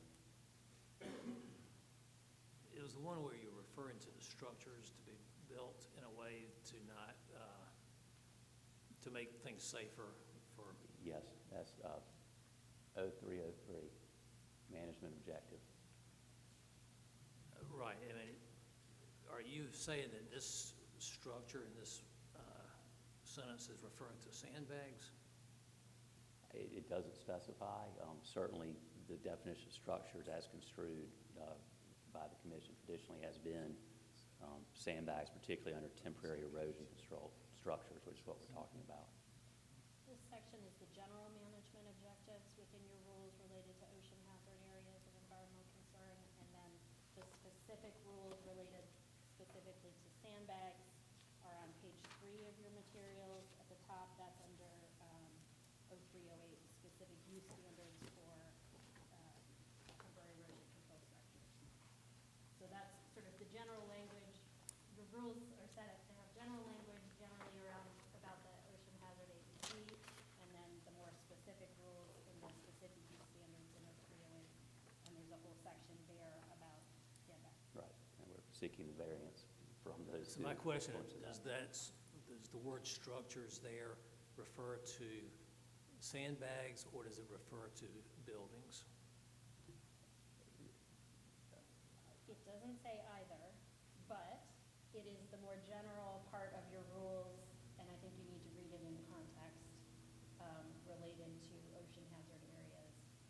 It's referring to the loss of life and property can be greatly reduced by proper location and design of structures. So I read that as structures protecting life and property, which could include sandbags. Attorney speak. Attorney speak.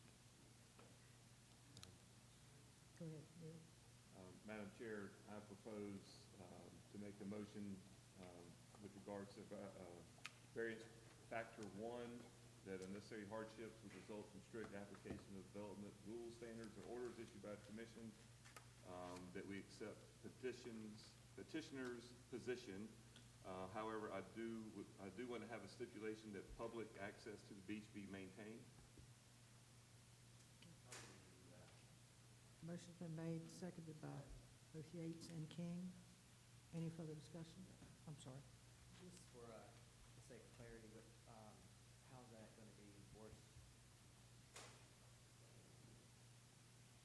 I would assume DCM staff would ensure that people can still access the public area of the beach in and around or through the structures in some way or form.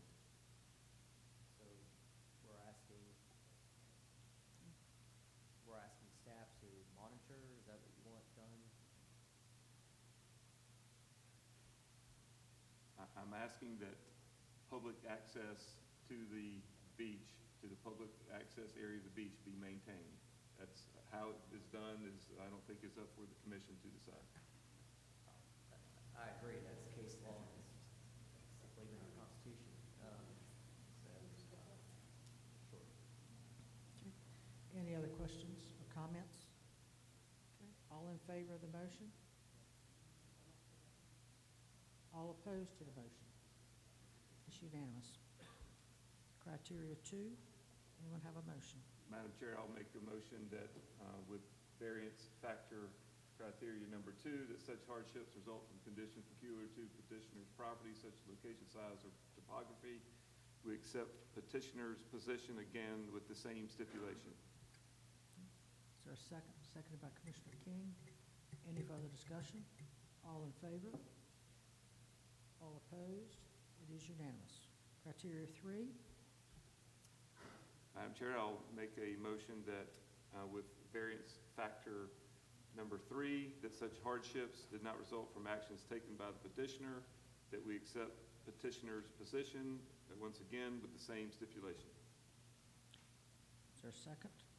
Commissioner King, any further discussion? All in favor?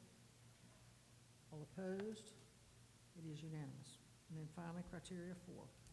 I will keep going with another motion that with regards to variance factor number 4, the requested variance is consistent with the spirit, purpose, and intent of the Commission's rules, standards, or orders, will secure the public safety and welfare, and will preserve substantial justice.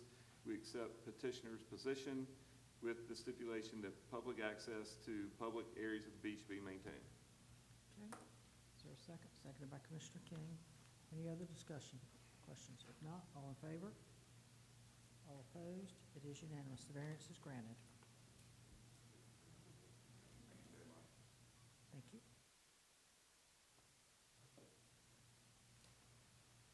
On behalf of the neighborhood, I'd like to thank you. And we do have a beach access at Lot 31 and 32, and there's one proposed for right at the cul-de-sac. So access can be, plus it's available through 4th Avenue. Is that for the public use or just homeowners? Okay, and Thank can you. I clarify?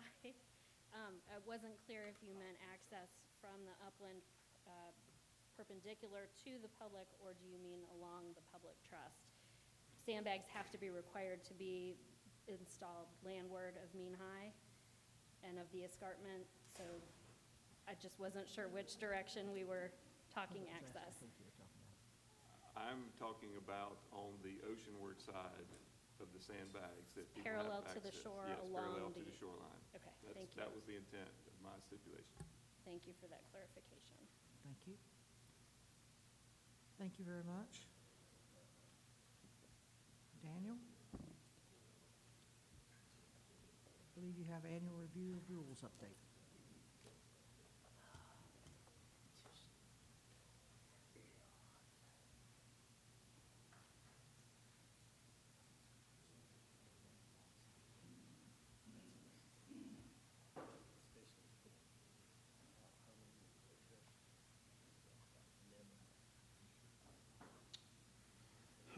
Good afternoon, Madam Chair, members of the commission.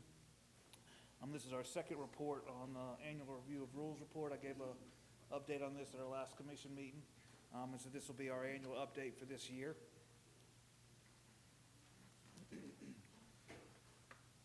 So just a reminder, the reason why we're here to discuss this today is General Statute 150B-19 directs us to conduct an annual review of rules to identify possible rules that are unnecessary, that are burdensome, or inconsistent. And if we do find rules that are in those categories, we're supposed to find them and repeal them and identify them and have them repealed with OH.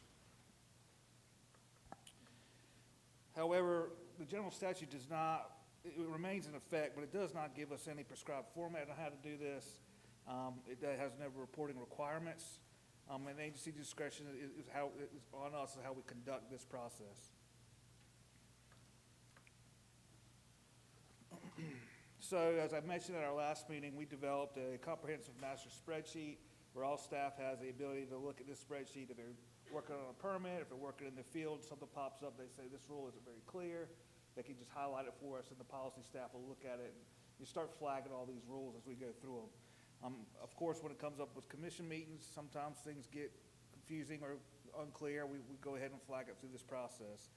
And what we're looking for here is whether or not it's statutory or compliance with the statute, whether or not it's consistent with reenacted session laws, whether or not, again, is it necessary? Is it required by law? Does it serve the public's interest? Is it clearly written? And is it reasonable and necessary to interpret federal or state law? So, to report on this year's rules, the past rule amendments that we have amended and adopted include the use of straw bales as sand fencing as an alternative to traditional wooden sand fencing, the temporary enclosures in urban waterfronts. This is using removable materials within the urban waterfront, and then also the structure size in the ocean hazard area, which removes the 1,000 square footprint limit and increases the allowable total floor area of structures to 2,500 square feet. pending rule action. Just recently, the Jockeys Ridge AEC, which you approved, was sent to Rules Review Commission, and they again have objected. They have objected this time, saying that the rule is split up into 3 categories, A being description, B being boundaries, and C being the use standards. They basically said that the description was unnecessary, and it was not consistent with the CAMA request for that. I'm going to go into this more detail tomorrow, so I'm not going to get into the weeds of this on what your options are. We'll discuss this tomorrow under action items of what your options are to address this issue. So as part of the annual review process, we've identified these following rules for potential amendments. One will be 7H0306, the location of septic tanks seaward of the vegetation line. Cameron Luck will give you a presentation on that tomorrow.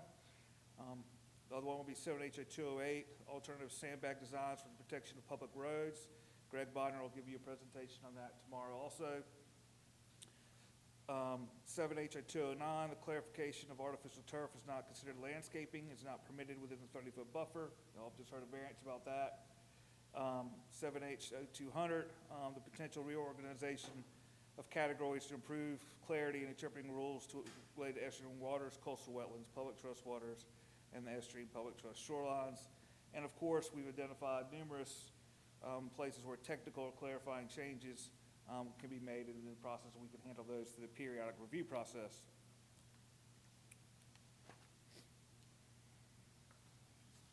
There's also been a couple recent Senate bills that have passed that are going to affect your rules. Recent Senate Bills 734 and 665. Senate Bill 734 includes removing man-made ditches, canals, and ponds and other features from an AEC, thereby exempting development activities within these areas. And you also heard this morning that there's a petition for rulemaking on that issue, so we'll be addressing that through that process of possibly making amendments. There's also a Senate Bill 665, which would eliminate the 30-foot buffer in upland marina basins. It'll also allow a certain percentage of coastal wetland excavation for upland basins, and it will also reduce the permitting timeline from 75 days to 60 days. So I'm going to conclude, and that was our update for this past year. This process has been an important tool to ensure these rules reflect laws and policies. And moving forward, we will continue to evaluate all these rules and refine them and be in coordination with you. So happy to answer any questions. Thank you, Daniel. Any questions that won't be answered tomorrow? Not? Thank you. Thank you, Daniel. Rob?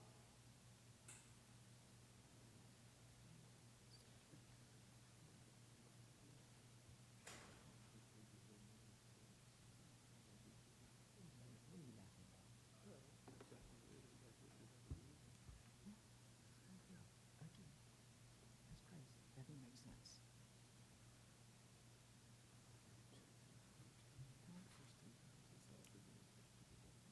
No, they keep adding things. They're like a building inspector who never puts a punch list.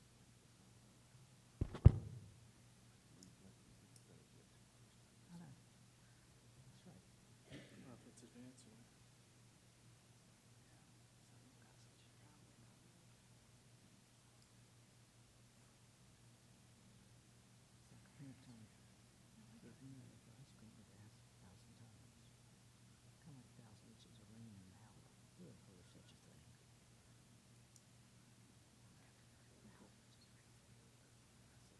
Thank you, Rachel.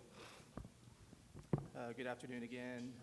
For the record, my name is Rob Mayers with the Division of Coastal Management, and I was going to do the 2005 hurricane and storm update for you. Tank did talk about this during his executive summary, so a lot of this will kind of reiterate a lot of staff's response all year of what we've been encountering, and as we just saw with the folks at Ocean Isle Point. So anyway, I'll get going. We actually started pretty early this year.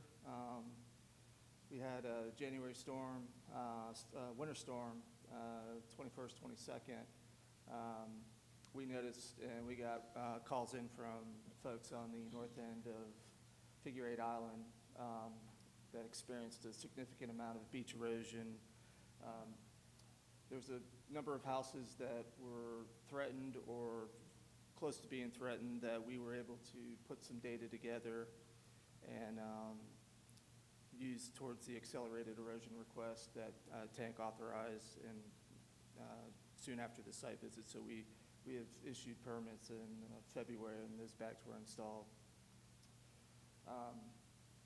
Back when we were first starting to work with the folks with the point at OIB that Tank talked about, we had a king tide that rolled through there in late May.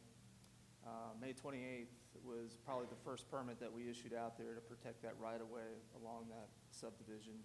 So you can see here that the contractors were at work on, I think that was June 11th. So they were busy trying to protect that right-of-way due to these king tides. Following that was Tropical Storm Chantal that rolled in just around 4th of July. And then right after that was Hurricane Erin, which was August 20th. Substantial, with substantial winds and, across hundreds of miles that reached, it came along the coast of the southeast, North Carolina, and up into up towards the Outer Banks as well. This was some imagery that some drone imagery that we took prior to Hurricane Erin coming ashore. So this was taken on August 18th, 2 days before Hurricane Erin. And then the following was taken on September 22nd. So you could see the damage that was caused by Hurricane Erin. You can see the existing sandbags did hold up that right away, but it did come around on the west side of that cul-de-sac and severely damaged their right-of-way. During this time frame, too, prior to Hurricane Erin, DCM staff coordinated with DOT staff to inspect sand mines that were in Avon sand mine prior to that event to prepare for maintaining dune disturbance from the storm and protecting that Highway 12. DOT does maintain active permits, CAMA major permits for the stretches along Ocracoke Island on Highway 12 and then also through Hatters. So there's constant coordination with DOT and DCM staff on working through that active permit to make sure that these roadways are to ensure maintenance of the roadway to allow for, dune construction or reconstruction. Following that, in September 30th, we had two hurricanes. We had Hurricanes Imelda and Umberto. Similarly, they were just, it almost as if they were going to combine with each other, but I think somehow there was influence to try to keep some of that further offshore, but we did have, regardless of, that still caused significant erosion and storm surge along the shoreline. This was an image taken, this was just prior to that. In late September, DCM staff issued sandbag revetment permits to protect existing buildings, as you see there in the foreground. And this was right just along Cape Court in Buxton. And then we've got these unnamed storm that occurred in late October during these king tides too. So it all came right around mid-October. We've had significant beach erosion and damage to those buildings, especially in Buxton. DOT had some repair work too along Highway 12, and you can see some of the damage that was caused from a lot of these unnamed storm events, these northeasters that roll through here, and the hot spots along Highway 12 that are constantly being maintained by DOT with the assistance of DCM staff to make sure that we're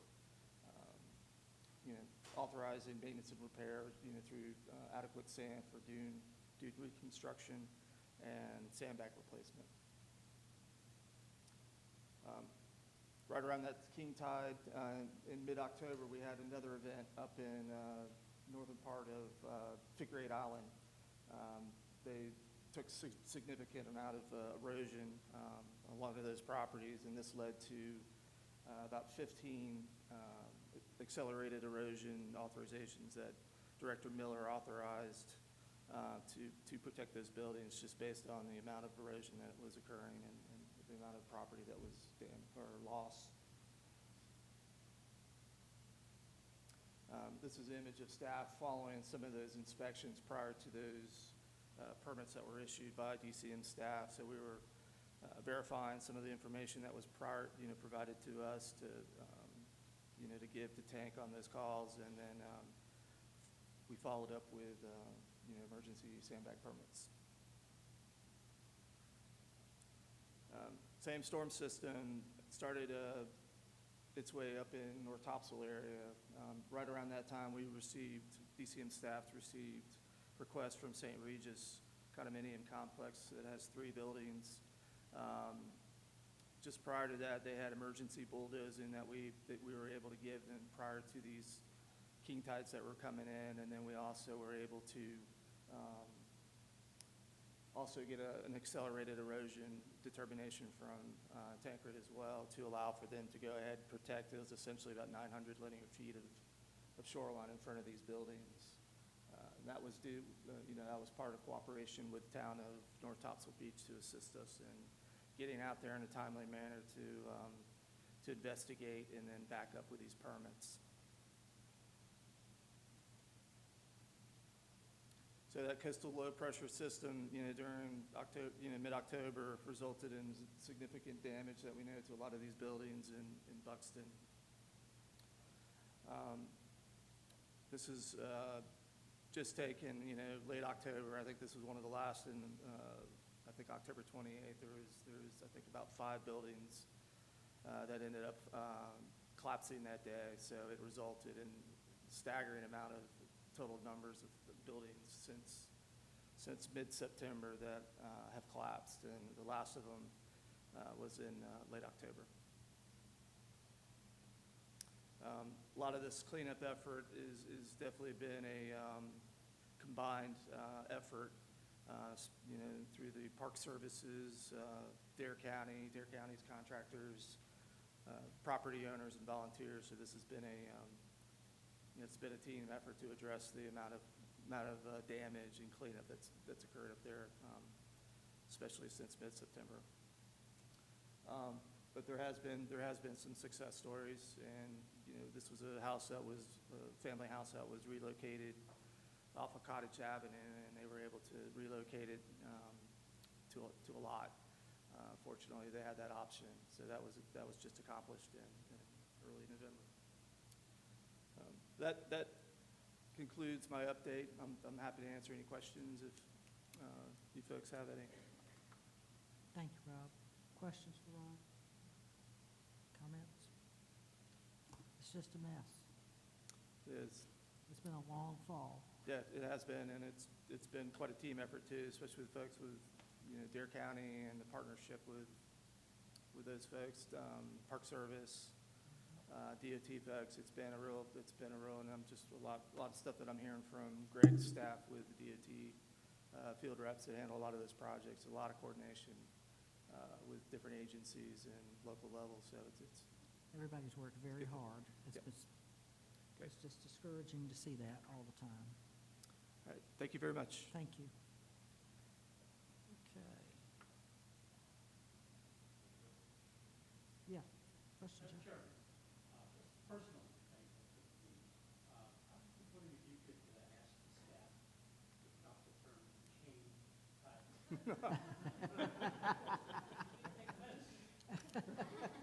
Creating this problem, but it's always a king tide. The department needs to deal with it. They don't talk about queens or princes tides. Why king tide? Top of the heap, sir, just top of the heap. Well, Prince of Tides. Thank you, Rob. Thank you very much. Thank you. Bobby, I see you're here. I've seen Dave Hallett. Oh, hey, Dave. Sorry I didn't see it in the back. I seen you over there standing up. But Jordan, you had this on the agenda. I'll turn it over to you.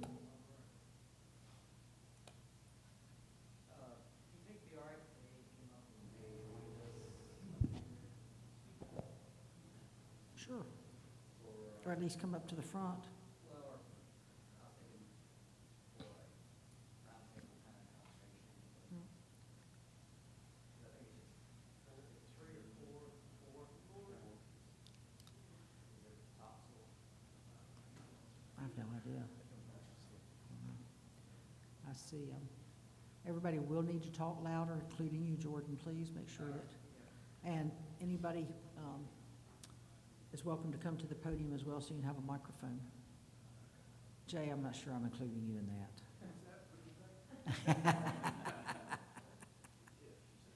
I'll go ahead and get started, if that's all right. Go ahead.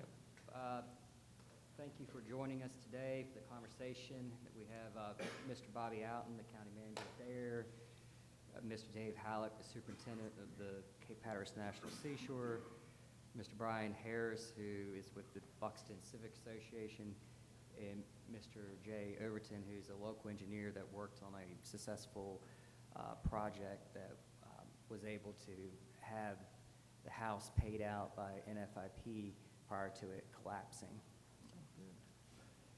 Across our 300 miles of ocean shoreline, we have witnessing a crisis unfold. Homes are being undercut by waves.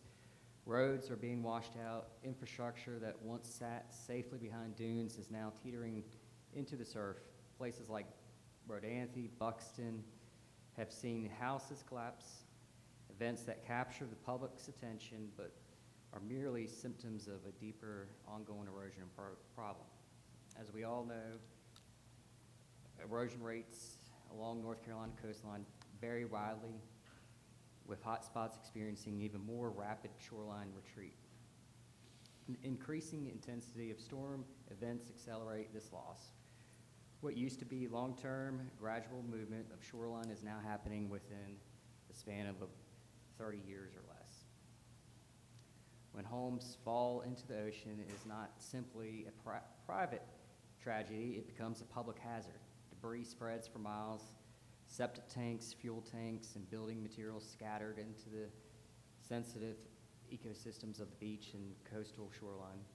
Beaches are then closed, and resources are diverted to clean it up.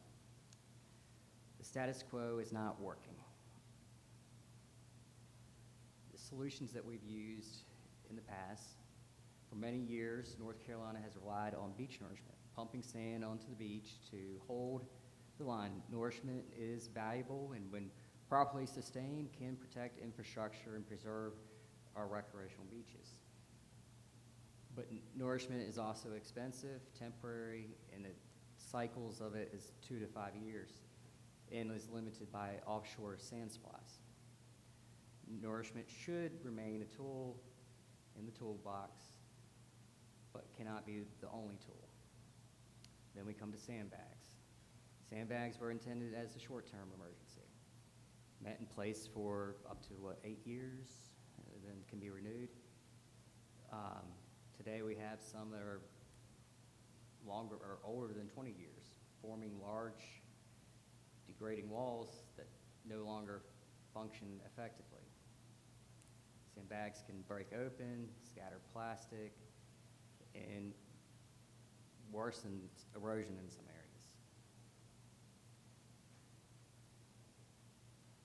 So then we come to hardened structures in North Carolina. North Carolina has long taken the position in maintaining one of the most restrictive policies in the nation regarding hardened oceanfront structures. Since the 80s, the state has prohibited the construction of new seawalls, revetments, groins along the oceanfront. Rigid, mid-century concrete walls are not the only form of coastal armoring available today. Modern systems can be designed to minimize the impacts that earlier structures created. Why it's time to look at to revisit these restrictions. Our coast has changed drastically since then. So have our tools for managing it. We are now faced with far higher erosion rates, more frequently storm damage, and a growing number of homes and public buildings about to fall into the ocean. We cannot maintain a blanket ban on hardened structures while simultaneously telling coastal homeowners and local governments that they must protect their communities with one hand tied behind their back. A modernized law and/or rule could allow controlled case-by-case approval, use of hybrid systems combining dunes, nourishment, and engineered solutions, structures, pilot programs to test new technologies, and targeted protection where critical infrastructure is at risk. It is time for the state to provide the flexibility needed to explore these options. A one-size-fits-all ban no longer reflects the reality of today's coastline. North Carolina stands nearly alone in its ban.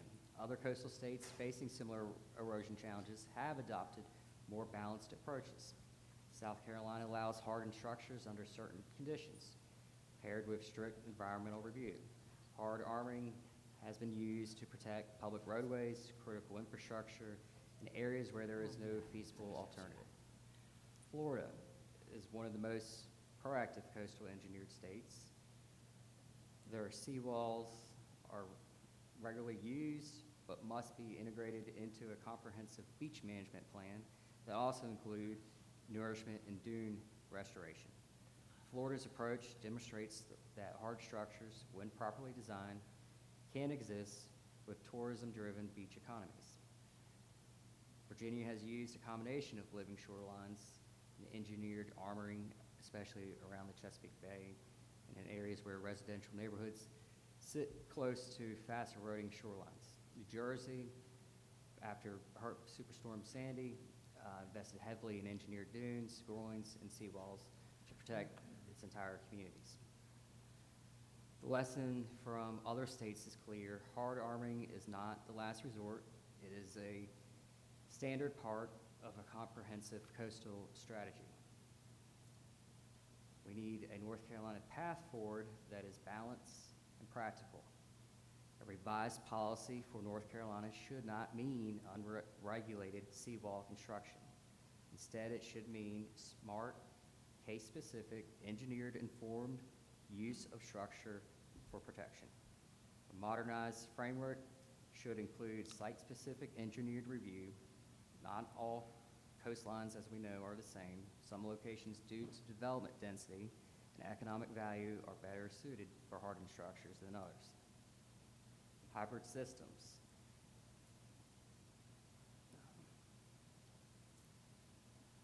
North Carolina has a special obligation to protect public beaches. Structures must be designed so that they do not eliminate public access or eliminate the recreational beach. Emergency use authorizations. When homes are imminently threatened, the state needs more flexible authority to intervene and quickly allow long-term solutions, not endless sandbags. Our state's coast is at a crossroads. We cannot continue with a policy framework built for the 1980s while facing the coastal hazards of the 21st century.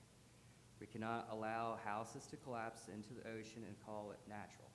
We cannot expect coastal homeowners and local governments to cope with the consequences of erosion without modern tools. Hard structures are not the enemy. Poorly designed structures are the enemy. A lack of policy flexibility is the enemy. Inaction is the enemy. Coastal residents, and as coastal residents and as stewards of one of the most beautiful shorelines in the country, we must act. We need the state to revisit the statutory ban on hardened structures and allow use 21st century engineering to solve 21st century coastal challenges. And then I'll turn it back over to you to allow some of the guest speakers to talk. Well, I guess you asked for the agenda item, so do you have an agenda for our speakers? No, I figured they would come up and kind of give their own history of what their experiences are with some of these challenges, and then after that, I might have a suggestion. Bobby? Or Dave? Either one. So, thank you for having me, and thank you for starting this discussion. It's a discussion that I've had with some of you all in the past. I think I've talked with the director along similar lines in the past. and with some of the other folks, and especially in our community as well. We have sort of two extremes. You have a hardened, we can hold it in place engineering-wise. We can build stuff that would make the beach stay or the coast stay right where it is. If you had enough money, engineering-wise, you could do that. And you have another extreme that says, do nothing, let nature take its course, and whatever happens, happens. And it seems to me, and I think that the people in my community, that neither of those extremes is the right answer. And so we've got to start looking at what's in the middle. What are solutions? Our concern is that beach nourishment works great. We've got our 5 northern towns all do beach nourishment. They all work very well. They do what they're supposed to be doing. And as long as we got sand and as long as we got plenty of money, they'll continue to work. On our southern beaches, not so much. We've spent a lot of money in Buxton to nourish that beach. The first couple nourishments did fine. The last one we've done hasn't done so well. What's supposed to be a 5-year project is probably lasted 2 or 2.5, and we're getting ready to move it up and try to do it in the spring to try to solve some problems there. Not as much for the few homes that are there, but for Highway 12 and our critical infrastructure that we don't have anywhere else to put that or what else to do with that. And so we've got to protect those highways and those roadways, and we got to find a way to do that. And over time, as we run out of sand or we run out of money, then we're going to have a problem. In Rodanthe, we have exactly what I fear going on. And in Rodanthe, we don't have enough money to solve the problem with beach nourishment in Rodanthe. You can't go out and borrow $50 or $100 million to solve a problem if you've only got a 5-year life to it. And so other solutions that may cost $50 million or $100 million, if they're longer-term solutions, may make financing a possibility to make those kind of things happen that you can't do for short-term projects. And so our thought is we've got to look at some kind of interim solutions, and we've got to talk about what are the consequences. Everything that we do that keeps sand and mitigates shoreline erosion has a consequence, and we've got to decide which consequences we can live with. If you're keeping sand in one place, you're preventing it from going to another place, and so there's going to be some consequence to that. We got to decide what our values are and what are our consequences and what are we going to do. We don't have anywhere to retreat in Dare County. There's no land to retreat to. There's no lots to move houses to. So our issues are, we do something to mitigate erosion, or the dwellings fall in the ocean as we're having happening in Buxton and in Rodanthe. And so the idea that we've got to start looking and start having discussions about some other, and I don't know what some other is. I stand here looking for solutions, not knowing what they are. But we got to look at something, and the hardened structure ban prevents us from looking at anything else other than beach nourishment. And I don't think that's a tenable solution in the future, either practically or politically. And if we don't do something and start having these conversations, then when we have a catastrophe, there's going to be a knee-jerk reaction in Raleigh, and we may get a solution that we don't like because we haven't thought it through. And so I think we got to start having the conversation, thinking it through, determining what the consequences are, decide what we can live with, what we can't live with, and then start doing something somewhere to see if the ideas work. I've preached, and that's enough, but that's where we are with Dare County. I'm delighted that we're starting to have the conversation. It isn't going to be something we're going to solve in 2 meetings, and so we got to start somewhere, and this is a good start. So thanks, Jordan, for getting this on the agenda, and thank you all for listening. And then I'll be interested when we get done, how do we further this conversation so it doesn't be just a conversation we had today and then it ends and we never talk about it again. We got to keep it going, and we got to find some solutions. Okay, thank you. Dave, would you like to have a turn? How much time do I have? Last time I came here, you gave me 45 minutes. The floor is yours, Dave. I think Jordan said 5 minutes. I was with all of you about a year ago, and I had the pleasure of providing about a 45-minute presentation on this. And I can tell you what you've seen happen over the last few weeks, months, has certainly been disappointing, but in my opinion, not the least bit surprising. So I just thought I'd say a few things again. Jordan, I do thank you as well for having this conversation at this level. We have been having this conversation, I think, as government agencies. A lot of people in here, Braxton, the Coastal Federation, Tancred, we were all part of a Threatened Oceanfront Structures Working Group, and if you haven't had a chance to read that report, a lot of hard work was put into that. Braxton leveraged information from the Coastal States Organization, which is a group of folks like all of us, and they deal with very similar problems. So I do recommend you take a look at that. When it comes to transportation, especially on Highway 12, take a look at the Highway 12 Task Force, which was another collaborative effort put together by Dare County. A lot of great solutions in there as well. So the number one question I get about this problem, actually had two interviews this morning before I got here, was how many threatened oceanfront structures are there? So I'll give you that number, even though it really doesn't matter. Today, there's 52 threatened oceanfront structures in Buxton and 48 in Rodanthe. 31 threatened oceanfront structures in Buxton are in the water over the last 2 weeks at high tide. Either water's completely around them or the water's hitting their pilings. That's 100. And if every one of those houses were to fall tomorrow, there would be another 100 right behind them. So the question really is no longer relevant because there are simply second, third, fourth, fifth row homes that take the place of the structures that were threatened originally. I want to just also mention threatened oceanfront structures are just as much of a problem before the homes collapse. The collapse is the end of life. It's catastrophic. It spews in a terrible mess along the seashore. That being said, before the houses fall, for example, just over the last month, 16 wastewater systems broke open and potentially spewed raw sewage onto your National Seashore Beach. That doesn't include the 15 houses in Buxton that fell, who also lost their septic systems, some of which also had sewage in them. So I think dealing just with that problem, dealing with the habitat issues of having houses in the middle of public trust beaches, dealing with the aesthetic issues, dealing with the public safety issues, the entire beach in front of the village of Buxton is closed right now because of all of these dangerous homes. This is a really big deal. This is something we need to solve. The consequences of this are massive. Over the last 6 weeks, my staff have picked up nearly 500 full-size pickup truckloads of debris off the beach. These are people that are supposed to be monitoring for sea turtle nests, repairing visitor centers, cleaning bathrooms, giving talks, educational talks about the maritime history and heritage at the seashore, and that's what they've been doing. We have a 400-foot long by 35-foot wide by 8-foot high debris pile in the lifeguarded beach just down the pathway from the Cape Hatteras Lighthouse, tallest lighthouse in the world. So it's a good thing you can't go up to the top since it's under construction and see that pile, because it would probably overwhelm the beautiful view of the Atlantic Ocean.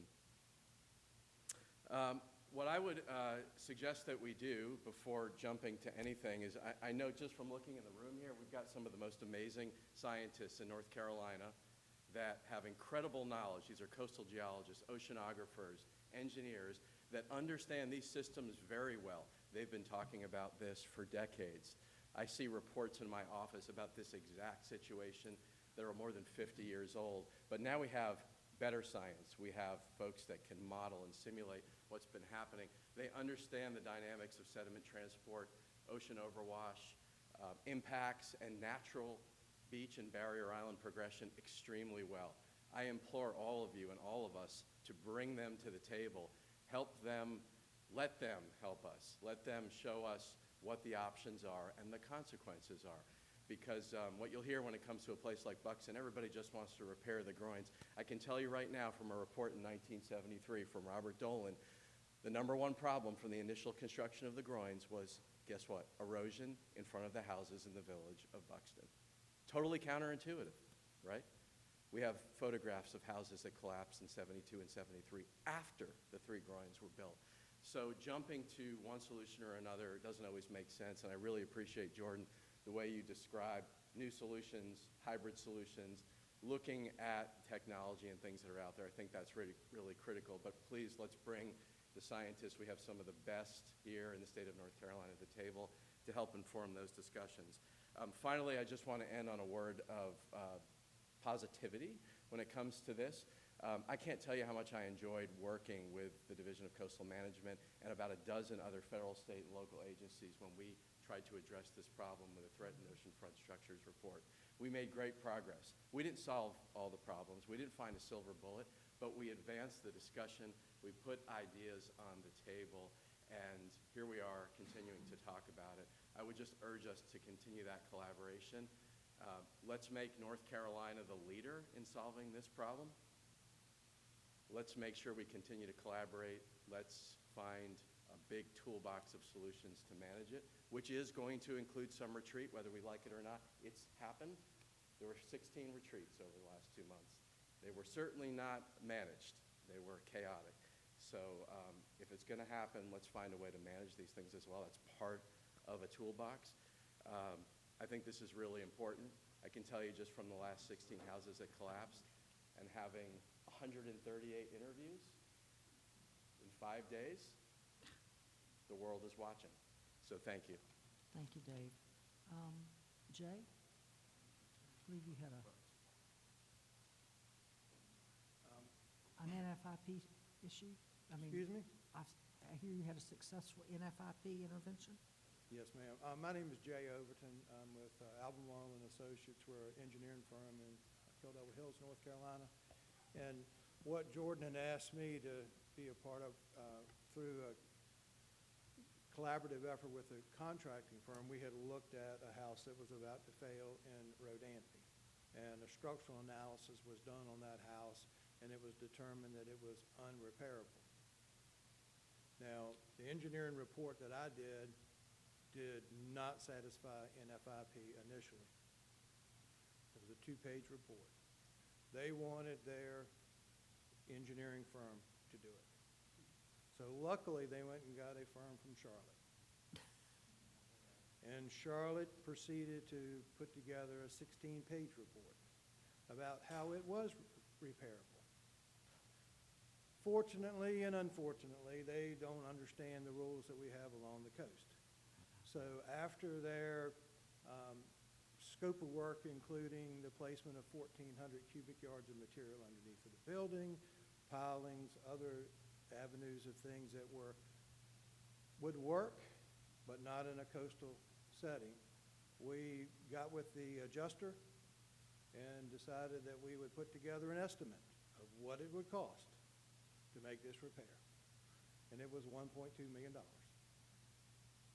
The insurance company had a maximum of $250 on their payout.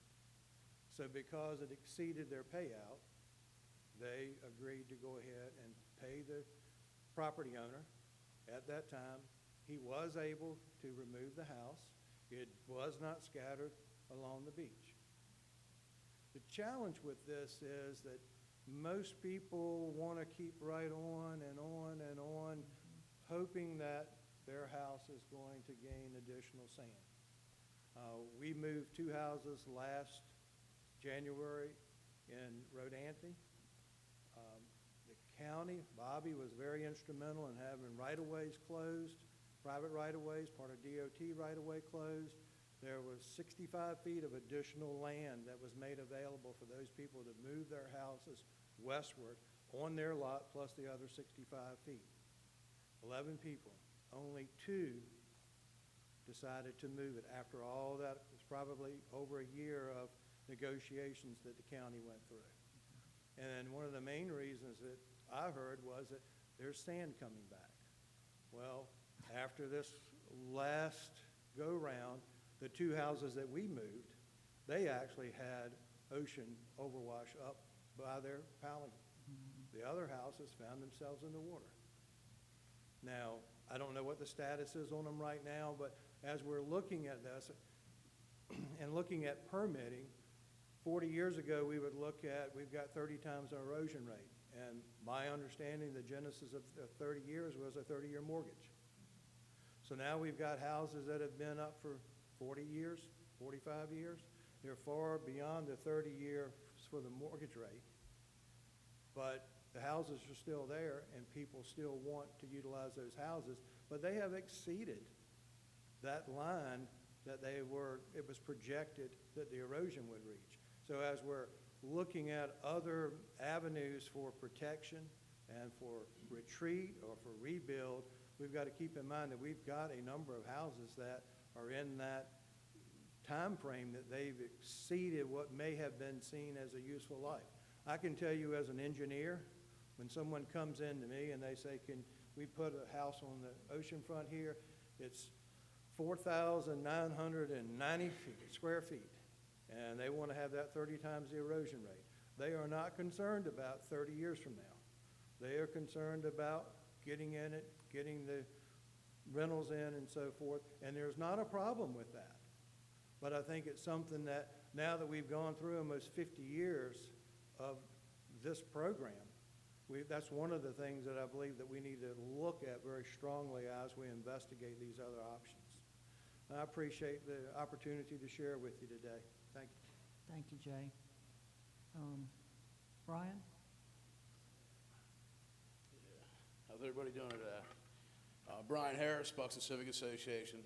Thank you for everything you guys have done the last 6 months. Unfortunately, when you guys were in Dare County and we toured the Buxton Beach, the worst case scenario that we were worried about did happen.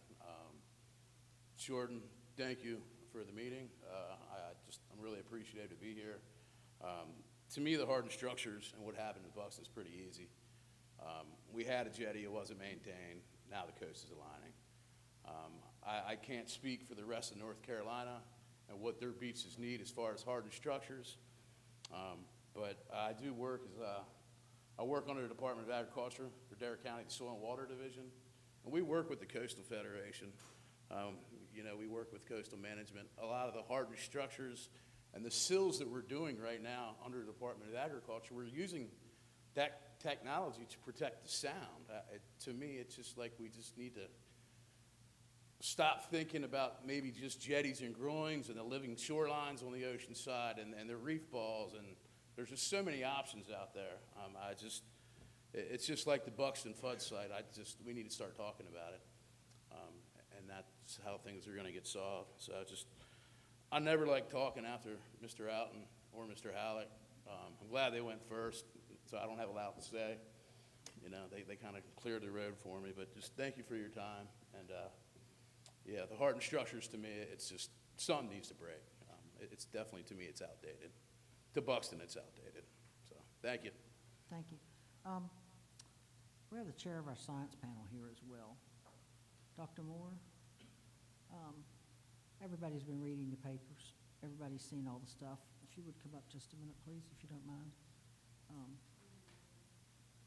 And Dr. Moore has communicated with me about the science panel possibly doing some analysis of structures, pros, cons, what can be gained positively, and what some other impacts would be, which is what Bobby alluded to, and Dave alluded to. There's things you can do and what the impacts will be, whether the impacts are worth it or not, that kind of thing.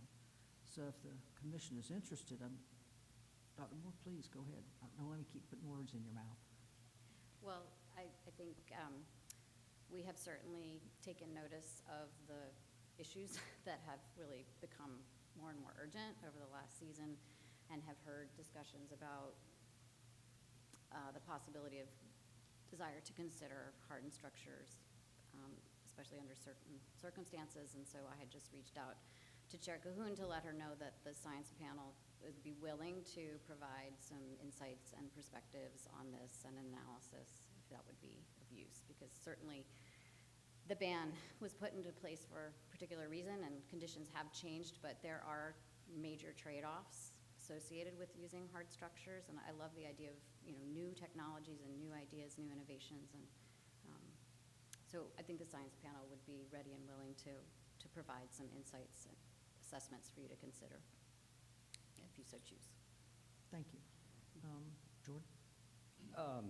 Appreciate that, and I think an important part would be to put some parameters, maybe. I'm not trying to say, to tell you what to have it come out to be, but some triggers of where we'd want to maybe consider use of hardened structures, if it's threatened highways, threatened structures, whether it's within it depends on how many structures might be threatened in that area, if it's just a half a dozen or a dozen, that type of stuff, so.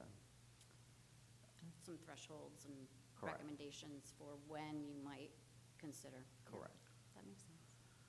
Sheila?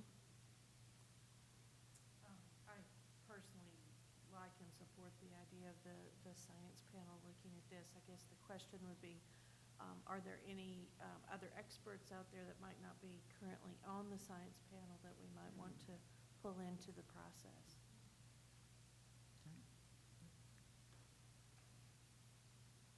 Larry? Thank you for bringing this up. I think it's overdue.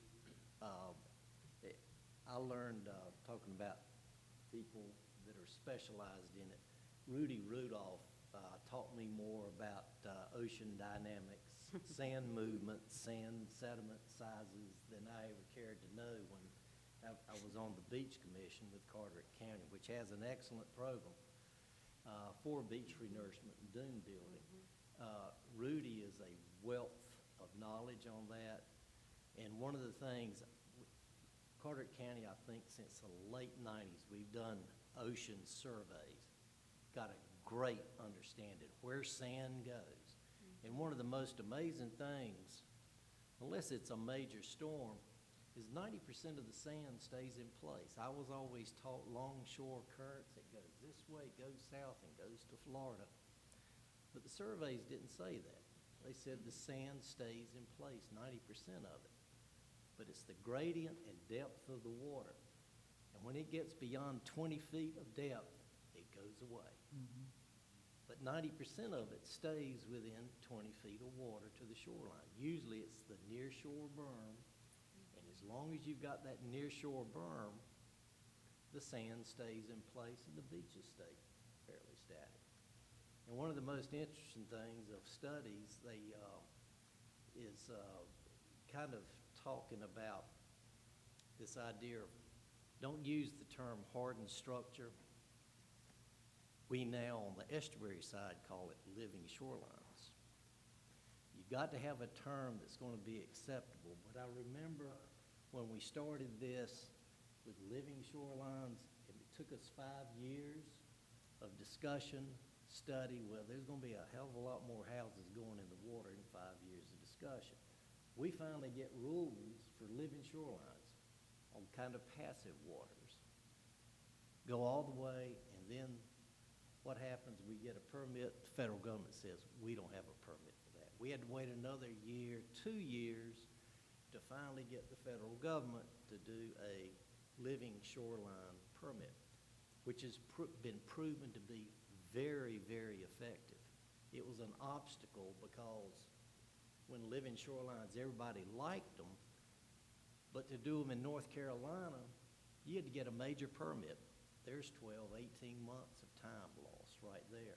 But we finally got a permit to allow living shorelines, which was excellent. And now it's more economical or as cost competitive to put in living shorelines than it is bulkheads. So now we have marsh growing, and instead of marsh growing, we want sand to grow. And one of the most interesting studies was Caribbean islands. Anywhere where they had a coral reef, an offshore berm, that same near-shore berm, sand stayed in place. But we can't allow that. But I think it's an idea that has come to time, along with the other tools in the box of, I'm glad to see that you got the National Flood Insurance Program to move a house before it falls in the water. That was excellent. That's monumental to do that. But no, I think this is a time that has come to discuss this, of other innovative ideas that we can look at for offshore structures that may do as well and be cost-effective as just sand renourishment. But thanks for bringing this up. Can I for a quick comment on some of that? So the living shorelines, just for those who might wonder about use of a living shoreline on the ocean front, many of you probably know that those living shorelines work on the sound shorelines and the bay shorelines where wave energy is just not anything like what we see on the oceanfront shoreline. So those are useful solutions. They also don't, but on the sound side or in quieter waters, but they also don't protect from flooding, right? They just prevent wave edge erosion, and so in some cases, if the marsh is not receiving enough sediment to keep up, you still have marsh loss, and in some cases, we have beautiful living shorelines that now are some distance from the shoreline they're intended to protect, because we are still seeing submergence of marshes in some places, but living shorelines are beneficial in helping in a number of areas as well. I just, to the point of, that 20-foot depth and maintaining sand in the near shore. I mean, the beach protection program in the area you spoke of is really fantastic and has been keeping up with erosion there. But I think the areas where we're seeing severe erosion are just different in terms of the way that the natural processes add up. And so Carteret County is quite lucky in that they're able to maintain the position of the shoreline with the beach nourishment project, but in places like Buxton and Rodanthe, we just have extreme rates of long-term erosion that have been very high for a very long time, for a century, for longer than a century, and that's because of the shape of the shoreline and the way that natural processes add up, unfortunately, to remove more sand than can really be countered by beach nourishment, which is why you're talking about a different approach. So just to highlight that there are differences that are really important and really impact the type of approach that might be taken to counter the change. And I don't know, just the term solution is a little tricky because these changes are coming and they will get more severe, and there really isn't a true solution. I think there are things that can buy more time, that can stem the change. Ultimately, though, there may need to be some really creative approaches. And I think the success story of receiving funds to move a home before it collapsed, it would be interesting to see if in severe cases there might be more opportunity for that kind of an approach to be in the toolbox. Jordan? I think that all sounds good. Just a couple questions. If the science panel was to proceed, what would be the timeline on like a preliminary report and a final report? Dr. Moore? Good question. Well, I could speak with the panel members and get back to you with a more precise answer, but my sense is that we could probably issue a short commentary overview on fairly short order, but then maybe give us, I don't know, 6 to 9 months. How quickly do you need it? I think it depends on how in-depth you want us to go. I mean, it would be nice to provide you with some examples and to take some time. So it would take a bit. If you have a particular time frame in mind, I can always go back to the panel and see what they say. I mean, you have some really wonderful experts on the panel who are extremely busy people, but who also really want to be of service, and so we can do our best. I think maybe if there's an agreement to look at a few areas, hotspot areas, and ask them to focus on those particular areas. Well, I think the biggest there are areas all over the coast, whether it's North Topsail, or whether it's Figure 8, or whether it's Bald Head, or whether it's Ocean Isle down near their point and so forth. There are any number of areas. I think what we've heard today has been mainly Highway 12, Buxton, that area, and Ocracoke, which are, yeah. But would the parameters be for them to look at other options beside groins, such as new technology in other areas?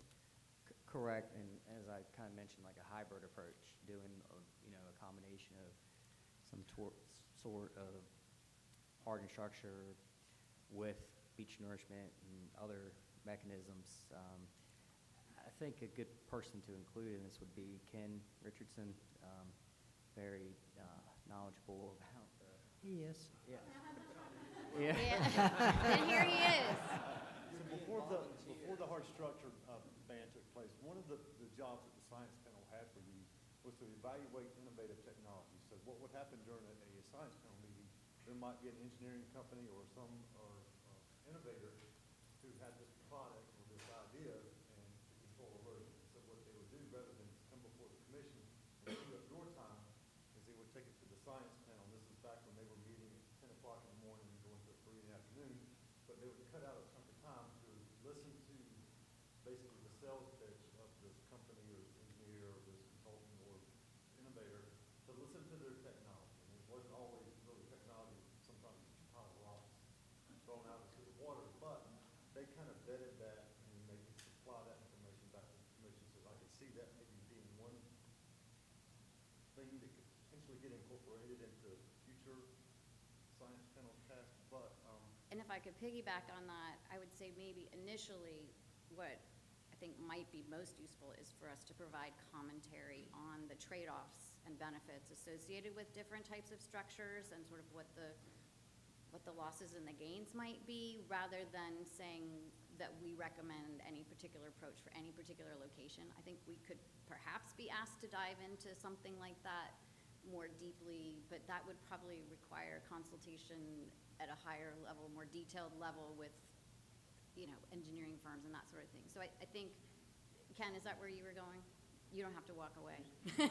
But just that, we could certainly at some point weigh in on particular areas, but I think what we could do as a start is just kind of lay out what kind of trade-offs and benefits you're looking at. Because I think it was Bobby Outen who said so articulately earlier that you might get a benefit in one location, but it's not free, right? I mean, if it's eroding, it's eroding, and if you're gonna prevent erosion in one place, you're gonna unfortunately get it in another place. And so this is why terminal groins are less difficult in this way, usually, if placed in the right location, because they're at the end of an island, and so then the next thing is an inlet, not a downstream property. But again, as we've seen, even with the terminal groin and Ocean Isle, placement is really critical, and these structures don't always work as intended. So I think we could lay out sort of what is known now and maybe pull from examples in other areas where structures have been applied to highlight what you might want to know about in terms of a negative impact and what the benefits truly might be. Bobby? They sort of took what I was going to say, but I wouldn't want to limit it to any particular. We need, from my perspective, I get phone calls. There hasn't probably been a day that's gone by in the last 6 months that we haven't had a phone call about something going on in Buxton. And everybody has a solution. Everybody knows what to do. Everybody knows if we would just stop messing around, we would fix all this. And so having the science panel tell us this will work, this will work, this will work, but it's going to do this and this and this, or it won't work there because the energy is too great and these kind of things don't work in these environments. Answers to these questions. At the end, hopefully, we would have a menu of things that would work that we could try, and then we can look at how do we regulate that and what do we do. They can provide that for us, and so I wouldn't think that anything, I wouldn't say don't look at groins, let's look at groins. What does a groin do? Whatever's out there, let's look at it. Let's get all of the stuff, get all the data, get the negative consequences, get the positive benefits, and then we can make good decisions on what we go forward and what Ken was saying. And then if there's some person out there that has a silver bullet and they want to throw it out there, then let the science panel look at that too, and let's put it in our menu of options and decide what we're going to do. I just think we need to look at all of it and let them tell us. I'm not a scientist. I don't know anything about this other than we've got a problem and we got to find solutions, and we need smart people like this to help us find them. So. Well, I think Dr. Moore has been looking at this, and I, for one, appreciate her reaching out. It's good to have in-house people that are already looking at this and volunteering their time, I might add. No, these are not staff people that are on the science panel. Ken, I take that back. You are still very, very astute to the science panel, and I know we work you to death, but We could not do our work without Ken. I know, he He's does a great incredible. job. Yeah. Really great job. Jordan? Just one point on that, I was just having a conversation recently with Ken, and he talked about changing channel alignment in certain inlets could help with erosion and stuff like that. So, I mean, there could be other approaches for certain areas that might not require a hardened structure or whatever we want to call it. So that, I think, where Ken's knowledge would be very valuable in the process, and also looking at the areas that have the most rapid erosion rates currently in the state as hotspots. Without telling the science panel, do this, do this, do this, is there any sort of agreement that if we give them a block of time to bring back a report that would address some of the issues that are out there? And we're not limiting to terminal groins, we're not listening to this, whether it's breakwaters or whether it's anything else. If they have people that want to talk to them, they can decide whether to have them come in or not. But to issue us something back so that we'll have more information. I mean, there's not really any way we make recommendations right now if we don't know what we're talking about. Yeah, I'll make a comment and I'll stop. I think that's good, but the only one thing I would probably want to put in there for the science panel to include, and it might be someone on the science panel that's involved, but is to include the economics of an area and the economic benefit. We don't want to do something without considering the cost-value analysis. So that's an interesting point. I mean, we could talk about that, but the science panel currently is comprised of engineers and geoscientists. I mean, I collaborate with economists. Several of us work on coupled human-natural dynamics and work with economists. I think that an economic analysis probably comes into play more specifically and importantly when you're thinking about a particular location, because then you're going to kind of dial in on the cost-benefit analysis, which is really going to depend on how many homes there are, what kind of businesses are there, how many visitors, so economic analysis for a particular approach is really going to need to be tailored to a particular area. So I wonder if that might be a follow-on when you start to think about the areas that you might want to look into. I mean, that's Agree. I know I've read some reports from a professor at UNCW that's done a lot of stuff on economics of waterways and stuff, so. Yeah, I mean, there are analyses out there that start to get at cost benefit. I mean, on a personal note, it's something that I'm working on in my research group with a group of graduate students and a capstone next semester, because we're actually modeling Hatteras Island and looking at how it will evolve under different management and climate scenarios potentially. And so, I mean, we are planning to do a little bit of a cost-benefit economic analysis for that region, but again, that's specific to an area. So I think that would probably be beyond what the science panel could do as a first pass. If at some point you wanted us to collaborate with a group of economists, I think that might be a possibility, but I see as a first step maybe just putting forward the trade-offs that you need to really keep in mind when you're considering different approaches would be the best use of panel. Steve? Yeah. Then DR? Yeah, I want to suggest a name, two experts that might be put on the panel. Poseidon and Neptune. Okay, can you get them on the board for us? Are the only ones that can have the right answer? Yeah. There is really no right answer, right? There are different answers, different approaches, and there's no silver bullet. I wish there were a silver bullet. We're dealing with a barrier island coastline. It's tough. DR? So, Jordan, I think thanks for bringing this up again. And one of the things that you brought up was that we're the only state that does not have hard structures, or very few, in the southeast. And so I think it would be interesting to look at the other states and see, are there things that do work, don't work, what are the trade-offs? And the only other thing that I would say is I think there are a lot of smart people in this room, but we should all maintain a bit of humility and on things we don't know. Absolutely. So I remember last year when we were at Ocean Isle and we took the tour with the engineer of that groin that we talked about this morning, I was super impressed because they had rocks the size of Volkswagens, they had bowling ball size, they had everything, and it was not 1980s, it was 2020s computer technology and modeling. They had all figured out. What did we do this morning? I know. I think you're absolutely right, and this is, I think, what was being alluded to here with Neptune and Poseidon. We cannot know what will absolutely work or what the trade-offs absolutely will be, but we can certainly provide guidance based on what has been witnessed and experienced elsewhere, and based on the process, understanding what the relative differences and trade-offs might be among different options.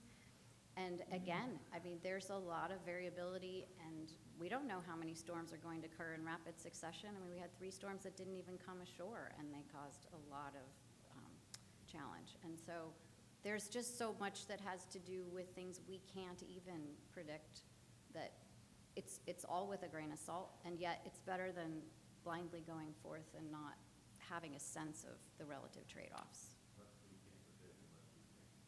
We can't control, absolutely, yeah. Jordan? You all know that, yeah. Just to touch on that, most states don't just allow it right straight out. I mean, it's certain triggers for emergency use, for protecting a public infrastructure or something like that. So it's good to look at those other states, but essentially from Maine to Florida allows some type of use under some type of circumstance.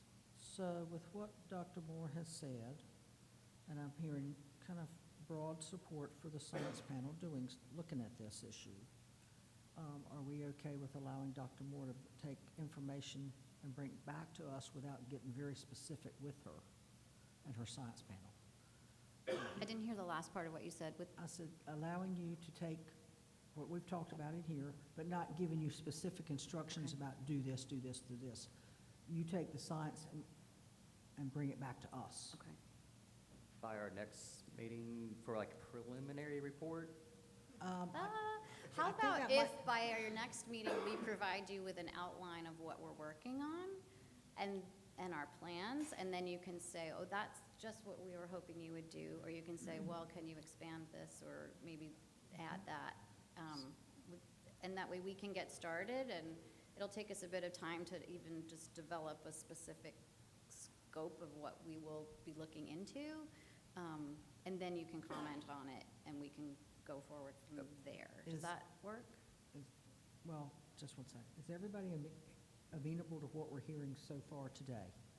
Okay, Bob, and then Yeah, I Lauren. was just gonna say, we just need to be careful how we're talking about it, so that we don't have people thinking we're talking about a seawall from Corolla to Sunset Beach. yeah. I mean, that's, Correct. I don't hear that that's what we're talking about. That's not what we're talking about. But, yeah, some people, that's the only hardened structure they're familiar with. So we just need to be able to make sure that we're describing what we're looking at in a way that doesn't cause alarm out there in the public.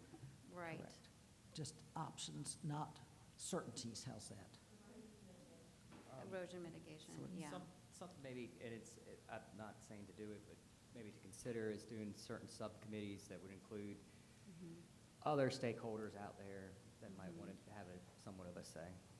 Or some means for Park taking Service, input, I don't know. Well, DOT, or I would be careful about how far afield you go, because the science panel is who we're looking at. DOT always is included in just about every discussion that with staff and so forth as we go forward. Dave? I just want to add something. Instead of just looking at erosion mitigation, look at alternatives. So DOT, who's not in the room right now, has pretty much already decided by way of the NC-12 task force that that's probably not going to happen. So they're developing ways to work with Mother Nature and go around these areas and allow natural barrier island functions. And Dr. Moore can explain this much better than I can, but the processes that we're talking about stopping are exactly the processes that sustain the barrier islands long term. So just have to be aware that as we try to protect transportation and other development, the building of island elevation, the building of the sound side, the natural migration to the west, those are the types of things that unfortunately can be halted, which means a short-term solution, short-term meaning maybe our lifetime, for a long-term loss, particularly of the barrier islands. And this is extremely important, as you can imagine, to the National Seashore, which was set up by Congress to try to maintain a lot of those natural processes. So just a thought that the more broadly you think about it in terms of mitigation, meaning not necessarily even stopping erosion, but finding a way around erosion. I think that will open up a whole world of possibilities, so I appreciate you considering that. I'm really glad Dave said that, because in my mind, that was already part of the pictures, because Dave said that so well, that in some cases, you may not want to halt erosion because of the trade-offs associated with that. So if you're agreeable to it, my hope was that we would also be looking at adaptive measures, like the moving of homes is another adaptation measure. But specifically, a focus on the effects of hard structures and what your trade-offs would be when you choose that, I think is something we can do. And we also have a DOT liaison with CAMA, if I'm not mistaken. We have permitting staff. Right. But yeah, contacts. So, we may want to include them in that discussion with them, just to hear what they're thinking as well as part of your discussion. Would there be interest in us including alternatives to hardened structures?